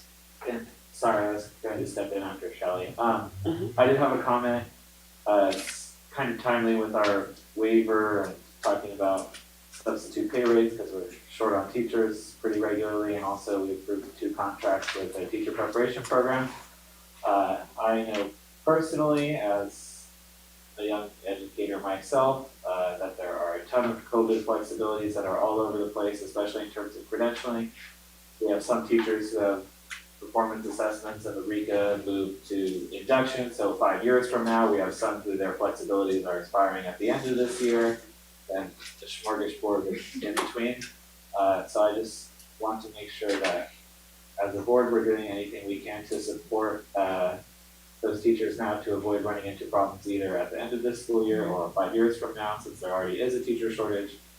So whether that be staffing or release time or whatever staff might need, I just hope we can have that discussion if necessary, because I know there's so much going on and so many crises, but we're short on teachers as is, so I just don't want that to bite us in the butt later. It'd certainly be appropriate for their priorities as well. Any other comments? I want to comment just on, I know Becky left, but she started off her statement of saying that someone up here as a board, we made a comment about that they're the minority. I don't recall anyone on this board ever saying that. Jasmine's pointing at me. What I said was she was a minority that showed up. That doesn't mean that they're the majority of the thought. Okay, because so I want to clarify that, because I know she's not here, but I was in my mind, I wanted to address that, because I don't believe anyone said that specifically. No, I agree with you. it's how they took it, but Yeah, what I said and it's one of those things where, like I've stated before, that we flip the switch and we go the opposite way, we'll have opposition. So it's not no one's ever going to completely agree, and it's we're up against some tough times, and Well, I get accused of a lot of stuff like that. So, but yeah, when she said that, I was trying to think, I'm like, where's that? Because I don't recall that whatsoever. But now that you're saying, how do you state that? I do recall how was mentioned, Jasmine, you just said there about how it's presented. So, but it wasn't intended to be that way whatsoever. I don't believe by anyone. Thank you. If there's any other discussion, may I have a motion to adjourn, please? Or make a motion that we adjourn. I'll second it. A motion by Member Bennett Cavoli and a second by Member Takar. May we have a roll call, please? Member Bennett Foley? Yes. Member Donning? Yes. Member Roscoe? Yes. Member City? Yes, please. Member Schulte? Yes. Yes. President Ray? Yes. Thank you. Yeah, Shelley's what, 5 hours difference? Let's see what she's like. She's not on the floor.